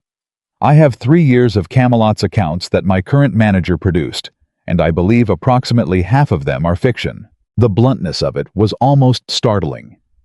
Emily looked at the woman across from her, 61 years old, twice widowed, managing alone, and recognized something she hadn't expected to find here. You're not asking for my solicitor's name, Emily said slowly. You're asking whether I'd be willing to look at them myself. I'm asking whether you'd be willing to consult on the matter. Your time is worth something. I would compensate it accordingly. Mrs. Beaumont held her gaze without apology. I am aware this is an unusual request. It is, Emily said. Is it one you'd consider? Emily looked at the parlor window. At the south field visible beyond it, her south field draining properly now for the first time in 4 years. She thought about what it had meant to sit with those account books and find the truth inside them. She thought about what she'd found in her own records and what it had cost her father to acknowledge it. She looked back at Mrs. Beaumont. Send me the accounts, she said. I'll look at them. Something shifted in the older woman's expression. Not surprise, but confirmation. Good, she said. And the weight of that single syllable was the same weight Emily had heard from Caleb Marsh the first morning from Fletcher, when he'd pushed the papers across the desk from Oliver on her back porch, when she'd told him what the terms were going to be. The weight of a person who has located something they were looking for and found it where they expected it might be. The accounts arrived 4 days later in a locked box with a separate note from Mrs. Beaumont explaining the key figures and the 3-year period she was most concerned about. Emily spent the better part of 2 evenings working through them at the kitchen table, while Rosaline mended by the fire, and what she found was not as sophisticated as what her father's man Tanner had arranged. But it was thorough, and it was consistent, and it had clearly been assembled by someone who understood that if you kept the numbers plausible enough, no one would look twice. On the 3rd evening, she was halfway through the 1816 figures when she heard a horse on the front lane. She was not expecting anyone. It was past 7. Caleb and the others had gone home 2 hours ago. Rosaline looked up from her mending, and the look on her face said she had heard it too and was making her own assessment. The knock at the front door was firm, unhurried. Emily opened it. Oliver Kingsley stood on the Hartwell porch with his hat in his hand and an expression she had not seen before. Something stripped of the social architecture, something that had gotten through his considerable management of himself and landed on his face without being intercepted first. "I should have sent word," he said immediately. "Yes," Emily agreed. "You should have." She looked at him, at the undressed quality of whatever was on his face. "What's happened?" He came in without being asked, which she allowed, because something told her this was not the moment for the precise enforcement of courtesy. He stood in the front room. The sheeted furniture was gone now, the fireplace working the space, functional and spare in the way Emily preferred, and he looked like a man who had ridden here fast and hadn't entirely decided what to say when he arrived. "Margaret is back in Albemarle County," he said. Emily was still. "When?" "3 days ago. She's staying with the Caldwells." He looked at her steadily. "She asked to see me." "Did you go?" "No." The word was immediate. "I sent a reply that I had nothing further to discuss with her." He paused. "But she went to your father instead." The floor of Emily's stomach dropped slightly. She kept it off her face. "What did she tell him?" Oliver set his hat on the hall table. She noticed his hands were not entirely steady, and he turned to face her fully. "She told him that she and I had a documented arrangement. Letters. She says she has letters from me that prove a prior commitment. That if I had married you while that commitment existed, the marriage would have been, she's suggesting it could have been contestable." Emily absorbed this. The specific mechanics of it assembled themselves quickly in her mind. Margaret Caldwell, back from Charleston, approaching Harlan Winthrop. Not with scandal, but with legal language. Not gossip leverage. The distinction was important, and Margaret apparently understood it. "She wants money," Emily said. Not a question. "She wants a settlement, a formal one." Oliver met her eyes. "She went to your father because she knew your father would come to me. And she knew that the fastest way to resolve it quietly was to make it my father's problem, because my father's solution to problems is always to manage them through me." Emily's voice was even. "She's trying to reopen the door." Yes. The room was quiet. From outside came the ordinary sounds of the evening insects, the distant movement of animals in the barn, the creek behind the south field. Inside the fire in the newly cleaned fireplace. Emily walked to the table where the Beaumont accounts were spread and picked up her pen and set it back down. Not from distraction, but because her hands needed something to do while her mind worked through the shape of this. "What are the letters?" she said. 3 years ago, before I had any formal understanding with your family, I wrote to Margaret. They are letters that would not reflect well on my character or my judgment." His jaw was tight. "They are not a legal commitment, but they are the kind of correspondence that placed in front of a county court by a skilled advocate could be made to look like one. And your advocate would say, my advocate would ultimately prevail, but it would take months. It would be public. Every detail of the past 4 months would come out. Hartwell, the canceled wedding. Your father's involvement, my involvement." He looked at her. "It would bury you in the middle of it." And there it was. The specific shape of the threat. Margaret Caldwell had spent 6 weeks in Charleston and come back with a better strategy than weeping on anyone's shoulder. She had found the pressure point, not Oliver's reputation, which was durable, and not Emily's heart, which had already been through the worst of it, but Emily's work. Hartwell. The progress she'd built. The county's slowly shifting assessment of her. All of it dragged back into the middle of a public legal dispute that would define her again in relation to Oliver Kingsley, rather than in relation to herself. Emily stood with that for a moment. Then she picked up her pen. Oliver watched her. "What are you doing?" "Writing a note to Fletcher." She didn't look up. "Asking him to meet me tomorrow morning at 9. Emily. "I am not panicking," she said calmly. "I am responding. There is a difference." She finished the note, sealed it, set it on the stack for Morning Post. Then she looked at him. "Sit down, Oliver." He sat. On the settee across from her chair, which was where guests sat, which felt correct for the moment. "Tell me everything she said to my father. Exactly as precisely as you can reconstruct it," he told her. She listened without interrupting, which was how she had always listened best, completely without sorting as she went. letting the full account assemble before she began to examine it. When he was done, she asked 3 questions, and the answers confirmed what she'd already begun to suspect. She doesn't have a legal commitment, Emily said. What she has is the threat of one. The letters exist. I'll take your word for that, but their content is interpretive. She's banking on the fact that the cost of the dispute is higher than the cost of the settlement. Yes, and she went to my father rather than to you directly because she knows you would have refused her immediately. She needed my father in the middle of it because my father, unlike you, has reasons to want the whole matter quiet that have nothing to do with her. Oliver looked at her steadily. You see it very clearly. I've had practice reading the shape of how men manage situations by routing around the women involved. The words came out without heat, but they landed. She watched them land. Oliver, do you want to know what I think you should do? Yes. Go to her directly. Not through my father, not through your advocate. You go to Margaret Caldwell and you tell her that you will not pay a settlement, that the letters will be addressed by your advocate in whatever venue she chooses, and that the full account of the past 4 months will be told truthfully, regardless of how it reflects on anyone. She paused. And you tell her that I already know. All of it. She came back here expecting to find a pressure point, and a pressure point only works if the person on the other side doesn't know where it is. Oliver was very still. You'd be willing to have it all come out. I have nothing to be ashamed of in this past 4 months. I left a wedding, I moved to my own property, and I rebuilt it. She held his eyes. Can you say the same? The pause that followed had weight. Real weight, the kind that comes when a question is doing actual work. Not entirely, Oliver said, but more than I could have said in September. Something in Emily's chest shifted, not warmth exactly, but recognition.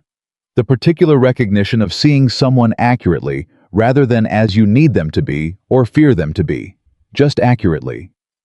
Then tell the truth, she said. All of it. That's the one thing she can't build leverage against. Fletcher met her at 9 the next morning as requested. She laid out the situation in plain language, including the Beaumont accounts she'd been working through, which were not directly related, but which Fletcher looked at with the expression of a man seeing a pattern he recognized. You've been busy, he said mildly.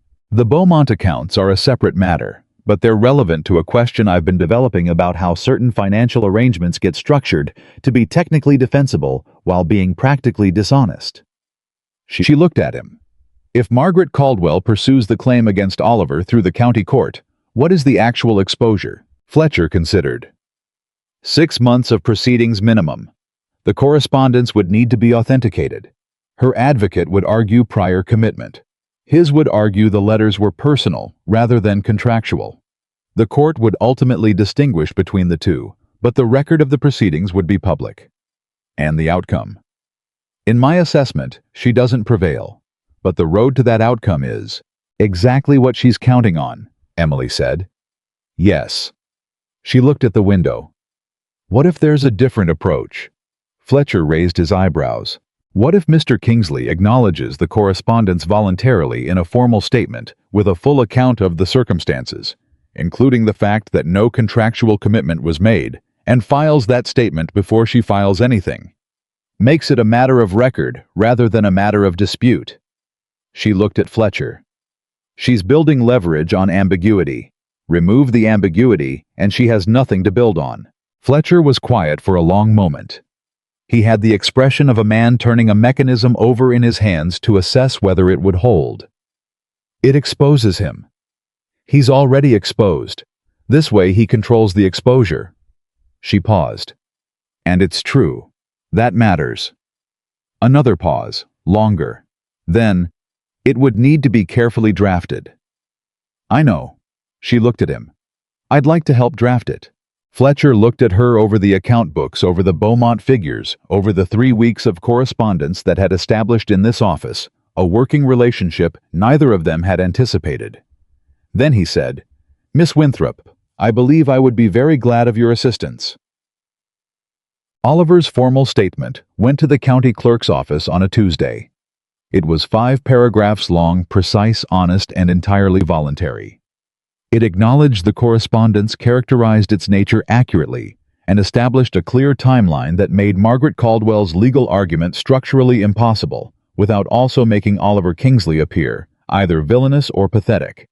Neither of which the statement did, because it was written to be truthful rather than strategic, which turned out to be more effective than strategy. Margaret Caldwell's advocate sent a letter to Oliver's office on Wednesday. 2 sentences. The matter was being withdrawn. Emily learned this from Oliver on Thursday, when he arrived at Hartwell at a reasonable hour, with advance notice this time, and stood in the front room with something different in his expression than she'd seen before. "She's gone," he said. "Her family is sending her to relatives in Maryland, for the indefinite term." He paused. "I don't think she's a villain, Emily. I think she made a series of bad decisions from a position that didn't offer her good ones." Emily looked at him for a moment. "I said something like that to you once." "You did?" He held her eyes. "I've been thinking about it since." She had been thinking about a great many things since Tuesday. About the statement she'd helped draft, which had required her to sit beside Oliver at Fletcher's table for 4 hours and work through language with him.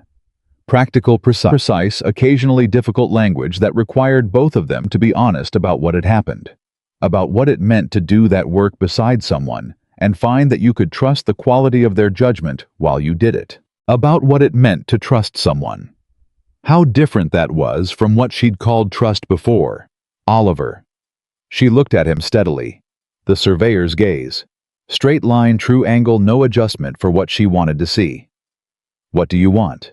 He didn't answer immediately. She had been noticing over these weeks how differently he used silence than he had during the courtship, not to manage, but to actually think. It was a significant difference.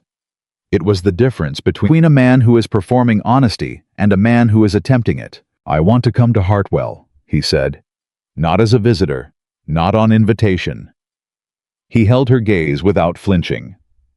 "I want to come here because this is where you are, and you are the most honest person I have been in a room with in 15 years, and I wasted 3 years of having your company by not paying attention to what I had."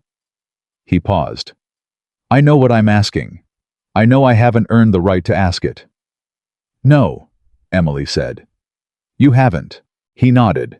Accepted that the way he'd been accepting things lately, without defense, without management. "But you're earning it," she said. Slowly. Something moved through his expression. Careful measured the hope of a man who has learned to be careful with hope. "What does that mean practically?" "It means you keep coming to Hartwell." She met his eyes. "On invitation. For now." She paused. "It means you keep being honest with me even when it costs you something. Especially then." Another pause. "And it means you understand, truly. Understand that what happens here, what I'm building here, does not belong to you, and will not belong to you, regardless of what happens between us. Hartwell is mine." "I know it is," Oliver said. And the way he said it, no hesitation, no modification, no trace of the instinct to soften or reframe, told her he actually did. She looked at him for a long moment. At this man who had made a disaster of something that could have been good, and who had spent 4 months paying for it in the most useful currency available. Actual change, actual honesty, actual work done in the direction of the person he was trying to become. She was not ready to forgive everything. She was not certain forgiveness was even the right frame. What she was certain of was that she could see him clearly, without the distortion of what she'd needed him to be, or feared he was, and what she saw was imperfect and complicated, and more worth her attention than anything she had managed to find in 3 years of careful courtship. "Come Sunday," she said. "Caleb is going to start the limestone work along the creek. You should see how it's done." Oliver's expression shifted. Not the triumphant relief of a man who has won something, but the quieter, more durable satisfaction of a man who has been given another chance to earn something he understands the value of. "Sunday," he said. She turned back to the table. To the Beaumont accounts nearly finished, now the fiction inside them mapped and documented, and ready to be handed back to Adelaide Beaumont, with a clear account of what had been done with her money and what could be done about it. Behind her she heard Oliver pick up his hat. At the door he paused. She could feel the pause without turning around. "Emily." His voice was quiet. Not performing. Just present. She looked over her shoulder. "Thank you," he said. "For the statement. For Fletcher. For—" He stopped. Found the right word. "For being honest with me even when I hadn't earned it yet." She held his gaze.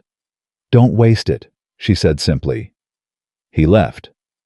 Rosaline appeared from the kitchen doorway with the timing of a woman who had been on the other side of a thin wall for the entirety of that conversation and who was exercising enormous restraint. Emily looked at her. Not a word. Rosaline pressed her lips together, set a fresh cup of tea on the table beside the Beaumont accounts, withdrew. Emily sat down. Outside, the sound of hoofbeats on the front lane fading. She picked up her pen. The Beaumont accounts needed 2 more evenings. The limestone work would begin Sunday. The wheat rotation in the Northfield East Quadrant was scheduled for next week, and she needed to confirm the seat arrangement with Caleb before Friday. She had work to do. She always had work to do. And for the first time in a very long time, that felt less like a constraint and more like exactly the shape of the life she wanted. The limestone work along the creek took 3 Sundays. Oliver came to all 3. He did not come to observe. He came the way a man comes when he has understood that the price of admission is usefulness. He arrived the first Sunday in work clothes, which surprised Caleb enough that the older man spent the first hour watching Oliver from the corner of his eye, with the careful attention of someone revising an assessment they'd already made. By the second Sunday, Caleb was talking to Oliver the way he talked to Silas directly, technically, without the particular deference that men like Caleb extended to landowners as a matter of survival rather than respect. Emily watched this happen and said nothing about it because it was not the kind of thing that benefited from commentary. What she noticed in those 3 Sundays was that Oliver was good with his hands in the way that men are when they've actually worked their own land rather than simply owned it. He understood soil mechanics. He knew how water moved through limestone and what that meant for root systems downstream. He and Caleb disagreed on the second Sunday about the depth of the drainage channel at the creek's north bend, and the disagreement was a real one. Specific, technical. Neither man performing, and they resolved it by doing it Caleb's way and checking the result 2 days later, and Caleb's way was right, and Oliver said so plainly without any architecture around it. Emily found that she had added this to the account she was keeping. Not a ledger, nothing as formal as that. Just the running record that a careful person keeps about whether what they're seeing is real. The wheat went into the Northfield East Quadrant on a Wednesday. She was there when the first rows were sown, standing at the edge of the field, with her arms folded, feeling something she didn't have a precise name for, something between vindication and grief, because her mother had known about this soil and had never had the chance to do anything about it.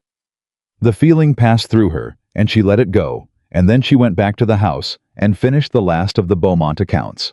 She sent the completed analysis to Adelaide Beaumont on a Thursday, with a covering letter that laid out the findings plainly where the money had gone, how the fiction had been constructed, what the figure was, and what legal options existed for recovery.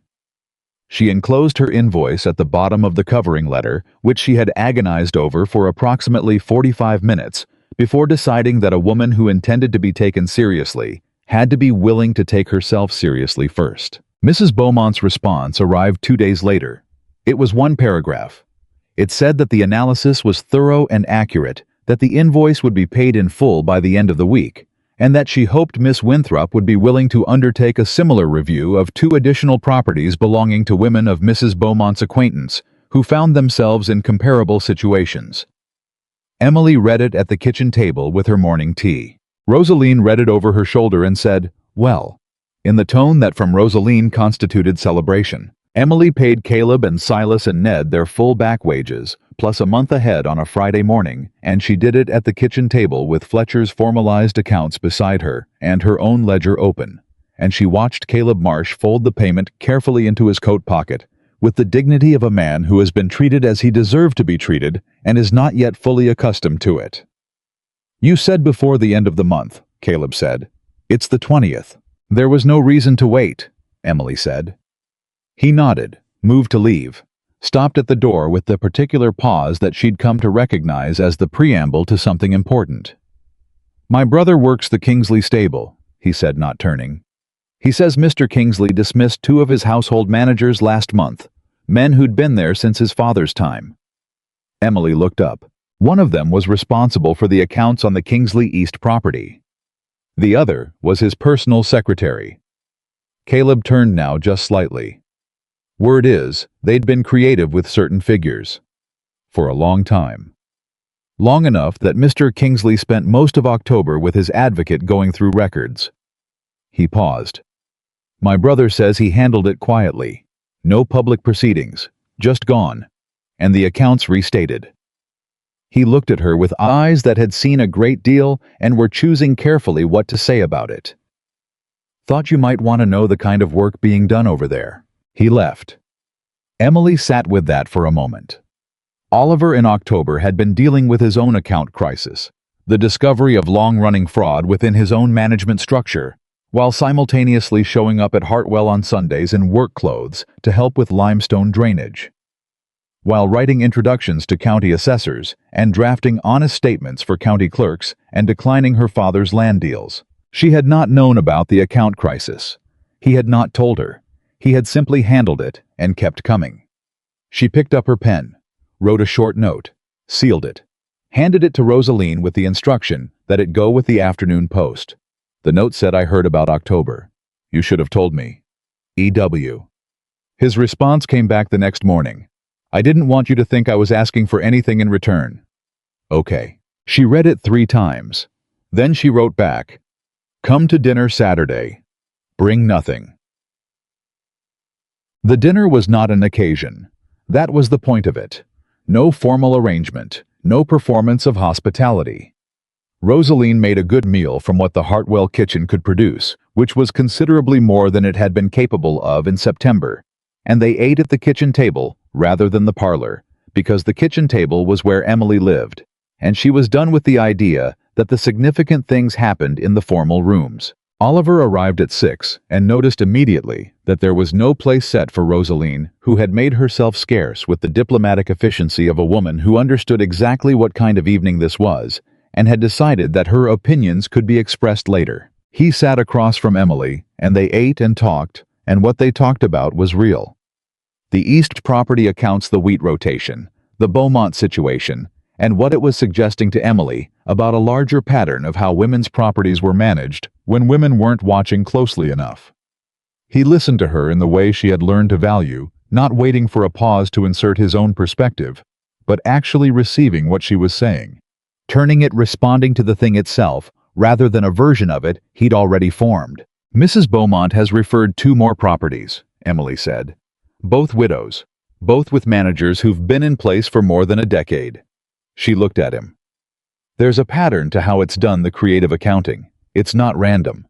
Someone taught these men the same approach. Oliver's expression sharpened. The same advocate. I think so. I haven't confirmed it. She looked at her plate, then up.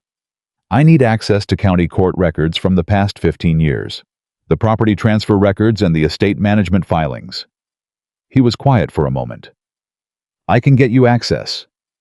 Through your advocate. Through my advocate, yes. And through 2 justices I know personally. He met her eyes. This is bigger than 3 properties, Emily. I know it is. She held his gaze. That's why I'm telling you. Something shifted between them in that moment. Not the soft domestic shift of a candlelit dinner, but something more structural. A weight-bearing shift. The kind that happens when 2 people recognize that they are in fact better together on a particular problem than either of them would be alone, and that this recognition is not romantic currency, but something more durable and more rare. I'll write to my advocate Monday, Oliver said. Good. She picked up her fork. Now tell me what you found in the East property accounts. All of it. He told her. She listened.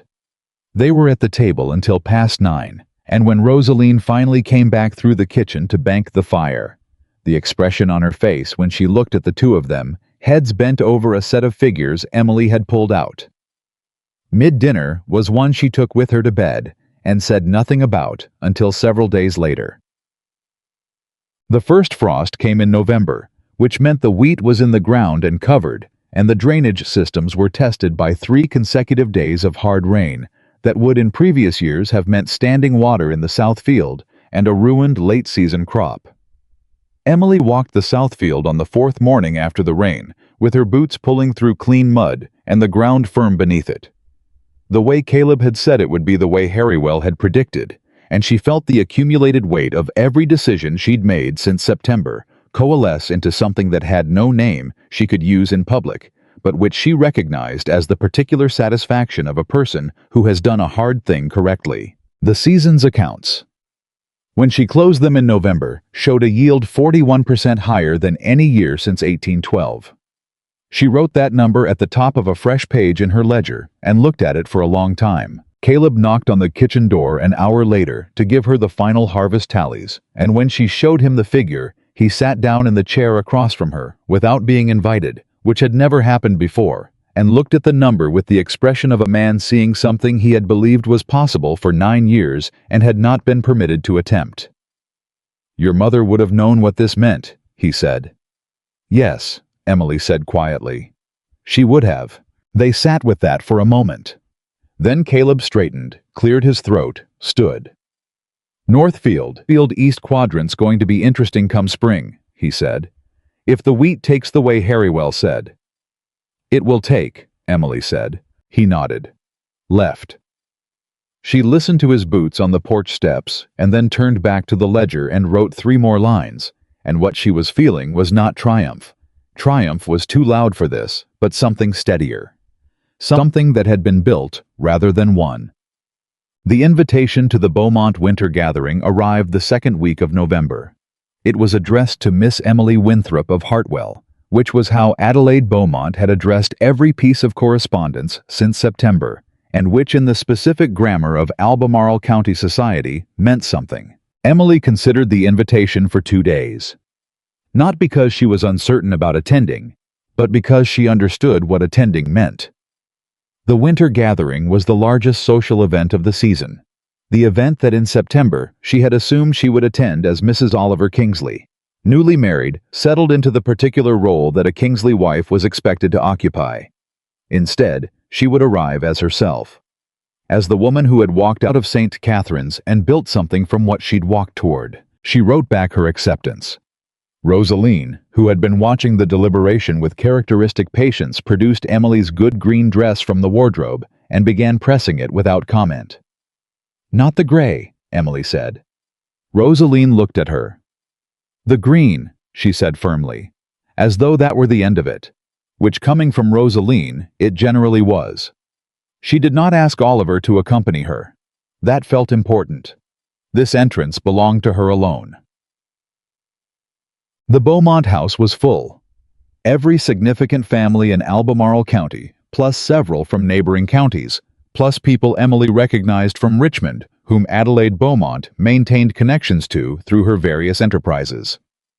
The rooms were warm and loud, with the particular sound of people who have been separated by bad weather for several weeks and are making up for it. Emily arrived without announcement. She had not arranged for announcement. She stepped into the front room and accepted a glass from a passing tray and began talking to a woman she recognized from church, whose name she recalled after a moment. Mrs. Hargrove, whose husband managed the Hargrove tobacco operation and who had 3 daughters of an age that made her permanently watchful of the social landscape. Mrs. Hargrove looked at her with the expression of a woman recalibrating in real time. "Miss Winthrop, we hadn't heard you'd be that as we're so pleased you've the harvest figures we heard were quite remarkable."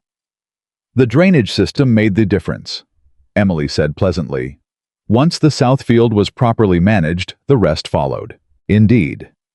Mrs. Hargrove looked at her the way people had been looking at her all autumn, with the mixture of surprise and reassessment that Emily had grown accustomed to and had stopped finding either satisfying or uncomfortable. It simply was what it was. "And do you intend to remain at Hartwell permanently?" "Yes," Emily said. The word came out with the same certainty it had come out with on the first day standing in front of Caleb Marsh with mud on her wedding gown. More settled now, more seasoned, but the same word. She moved through the room. She talked to the Boudry family, the father she remembered from the barn rebuild, his oldest son, who had asked whether she was managing alone, and who now greeted her with a respect that had been genuinely earned rather than socially required. She talked to two women she'd never spoken to at length before, both married into large estates, both clearly accustomed to managing significantly more than their husbands acknowledged. She gave them Harrywell's name. She mentioned Fletcher. She said carefully and plainly that if they ever found themselves wondering whether their account figures reflected the actual condition of their properties, there were ways to find out. Both women looked at her as though she had said something they had thought privately and had not expected to hear in public. Adelaide Beaumont found her near the end of the first hour, materializing at her elbow with the ease of a woman who had been managing the traffic flow of her own gatherings for 40 years and knew exactly how to appear where she intended to be. "You've been working the room," Mrs. Beaumont said. Not a criticism, an observation, with something that sounded from her like approval. "I've been having conversations," Emily said. "Those are the same thing when done correctly." The older woman looked at her with the direct measuring gaze she'd used since the first visit. "The two properties I mentioned, the Whitmore Estate and the Holland Land in Caroline County. The women involved would like to meet with you, quietly at first." "I'll meet them," Emily said. "Fletcher should be present for at least one of those conversations." "Already arranged." Mrs. Beaumont turned slightly, surveying the room. "You're going to be very busy, Miss Winthrop." "I'm accustomed to busy," Emily said. "Yes." Mrs. Beaumont looked at her once more. "I believe you are." She drifted away. Emily stood for a moment in the warm noise of the room in the company of 300 people who were seeing her differently than they had in September, and she let the weight of that settle without rushing toward anything it meant. Then she looked across the room and found Oliver. He was near the fireplace talking to two men Emily recognized as county justices, the same men he'd mentioned in connection with the court records. He was wearing his good coat. He had a glass in one hand and a posture that was, she noted, different from the posture she remembered from 3 years of socially correct courtship. Less performed, more present. He looked like a man who was having a real conversation rather than managing one. He saw her at the same moment she saw him. Across the room, through the moving bodies and the candlelight and the warm noise of a winter gathering. Something passed between them that required none of the surrounding architecture to communicate. He said something to the justices, a brief word, an excuse, and crossed the room toward her with the unhurried deliberateness that she had come to recognize as his particular quality of intention. Not rushing, not uncertain. Moving toward something he had decided to move toward. He stopped in front of her. "You came alone," he said. "I generally go places alone now," Emily said. "I find I arrive more honestly that way." Something in his expression moved that careful, measured quality, the hope that had learned to be patient. "You look—" He stopped, chose again. "You look like yourself, the full version of it." She looked at him, at this man who had taken 11 months to become someone she could see clearly and find worth looking at. Imperfect, accountable, working at it. Present in a way he had never managed to be in 3 years of courtship. "Oliver." She held his gaze. "I need to tell you something." He waited. "I have been thinking," she said carefully, "about what it would mean to build something with someone. Not to replace what I've built at Hartwell. Not to merge or absorb or simplify, but to stand beside someone who understands that my work is real work, and that my property is my property, and that I am a full person, not a role that needs filling." She paused. "I have been thinking about whether you are that person." "And?" His voice was quiet. "And I think you might be." She met his eyes without flinching, without softening, without performing. "You are not yet, but I think you are becoming it." She paused. "The question is whether you understand the difference between might be and already are." Oliver held her gaze for a moment that had real weight in it. Then, "I understand the difference." "Good." She let a breath out slowly. "Then I have a proposal for you." His expression shifted, surprised for the first time all evening. She found she was glad to have surprised him. A proposal, a practical one. She looked at him steadily. "The court records your advocate can access the property transfer filings going back 15 years. I need someone who can sit across from county justices and ask questions that a woman asking them directly would find difficult." She paused. Not impossible, but slower. She held his eyes. I need a partner in that. Someone who understands the figures and can be in rooms I can't reach as easily, and who will report what he finds accurately and completely. Another pause. I'm asking whether you want to do that work. Oliver looked at her for a long moment. The firelight from across the room was warm on his face, and the room was full of sound, and she was watching him the way she watched the south field with attention, without expectation, ready to see what was actually there. You're asking me to work for you, he said slowly. Not with offense, with the quality of a man examining a sentence to make sure he understands it. I'm asking you to work with me, Emily said. There's a difference. The corner of his mouth moved. Not a smile, more like a man who has just been handed something he recognizes as exactly right and is taking a moment with it. Yes, he said. There is. So. She looked at him. Will you? Yes, Oliver said, without hesitation, without management.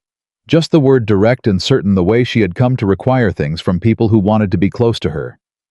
Whatever you need, however long it takes. She nodded, picked up her glass. Then come to Hartwell Monday, early. I want to go through what we have before we meet with Fletcher. Monday, he said. She began to turn, stopped, looked back at him once. There was something in his expression, patient, grounded, the expression of a man who has decided to stay, that she held for just a moment before she looked away. She did not need to rush toward anything. She had learned that. She had learned it in 11 months of building something with her own hands in hard dirt, through numbers that didn't add up until she made them, through mornings when the only certainty was the work, and the work was enough. She had learned that the most important choices were the ones made without pressure, without arrangement, without anyone in the room who had a stake in the outcome. This was one of those choices. She was making it. The winter gathering went until past midnight.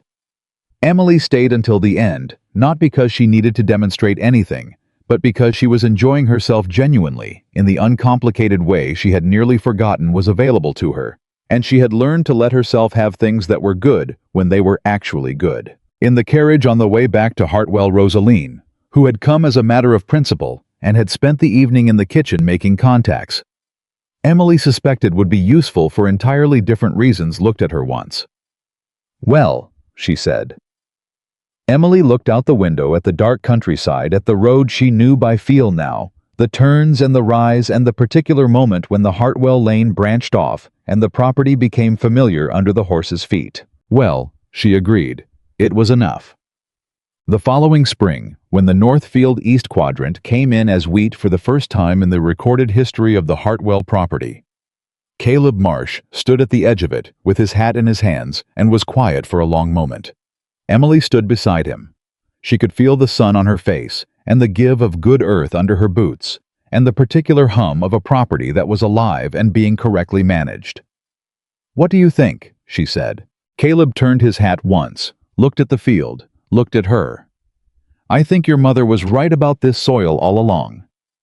Emily looked at the wheat, green and dense and growing, doing exactly what Harrywell had said. It would do what the earth had been capable of the entire time it had been misused.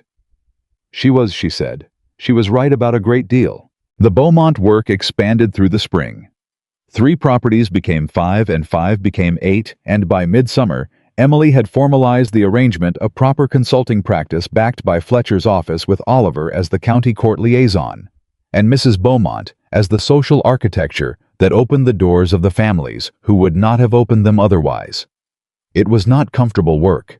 It required precision and patience and the willingness to look at ugly figures and say clearly what they meant. And it required understanding that the women who came to her were coming from positions of fear and isolation that she recognized because she had been standing in a version of that position 11 months ago. She was good at the work. She was better at it than she had known she would be, which was itself a kind of ongoing surprise that she had stopped being surprised by. Oliver came to Hartwell 4 times a week through that spring and summer. He came to work on the court records, on the county filings, on the specific and demanding work of finding a thread of consistent fraud through 15 years of property transfers and following it to its source. He was methodical. He was honest about what he found, even when it implicated people he knew. And she found this the hardest thing to admit, because admitting it changed something. He was good company. The real kind. The kind that doesn't require management. Her father came to Hartwell twice that spring.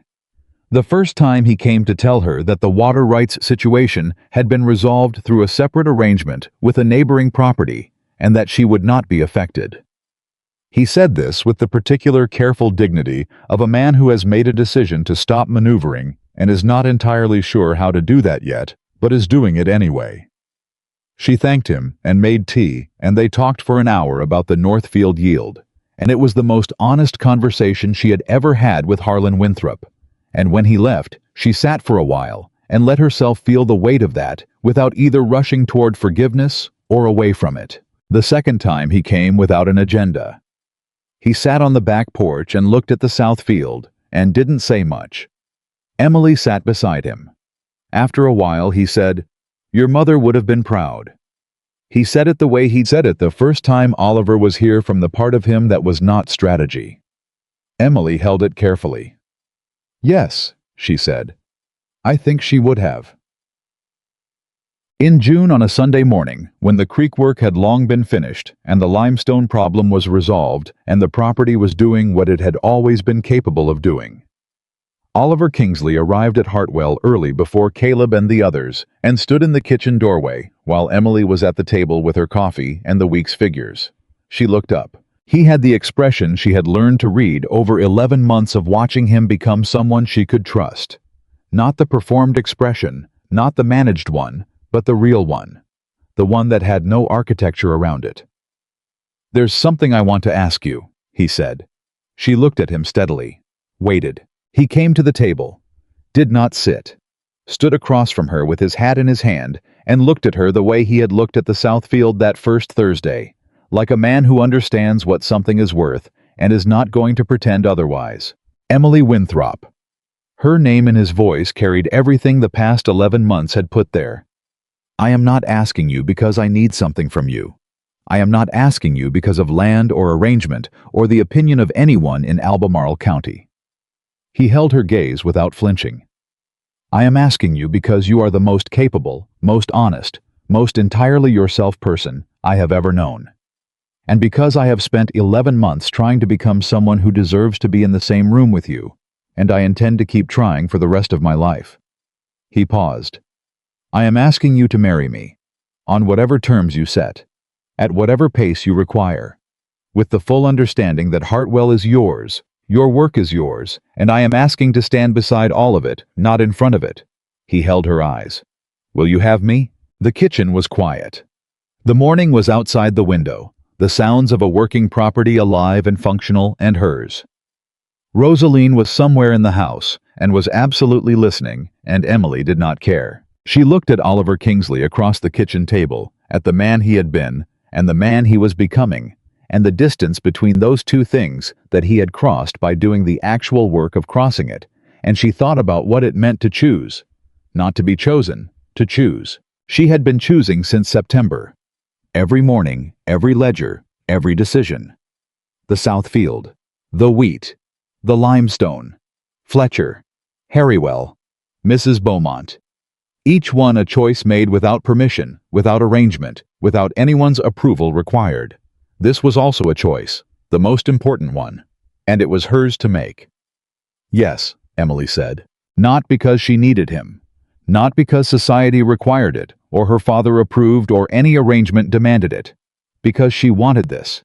Because she had built something real, and she had found someone real to stand beside it, and she was choosing that with her eyes open and her feet on her own ground. Oliver let out a breath that told her he had been holding it longer than this morning. "There are conditions," she said. "I know." And the fact that he said it immediately, not as resignation, but as acceptance, confirmed everything the past 11 months had been showing her. She looked at him. "Hartwell stays in my name." "Yes." "The consulting work continues. My arrangement with Mrs. Beaumont and Fletcher is separate from any Kingsley business." "Yes." "And if you ever manage around me instead of talking to me, I will know. I am very good at reading accounts. Something moved through his expression. That careful hope, that durable weathered version of it that had survived 11 months of earning. The corner of his mouth moved, and this time it was a full smile, and it was the most unguarded thing she had ever seen on his face. "I know you are," he said. She stood, crossed the kitchen, stood in front of him close enough to see every honest thing on his face. "Then we have an agreement," she said. He looked at her. The full look, nothing held back, and what was in his eyes was not triumph or relief, but something quieter and more durable. Something that looked like the beginning of the rest of a life. "We have an agreement," Oliver said. Emily Winthrop had walked out of St. Catherine's Church on what was supposed to be the worst day of her life, and she had walked toward something she built with her own hands on her own ground, on her own terms, and when she finally turned around and let someone walk beside her, she was the one who decided when and how and on what terms that happened. She had not been waiting to be chosen. She had been choosing all along, and she chose well.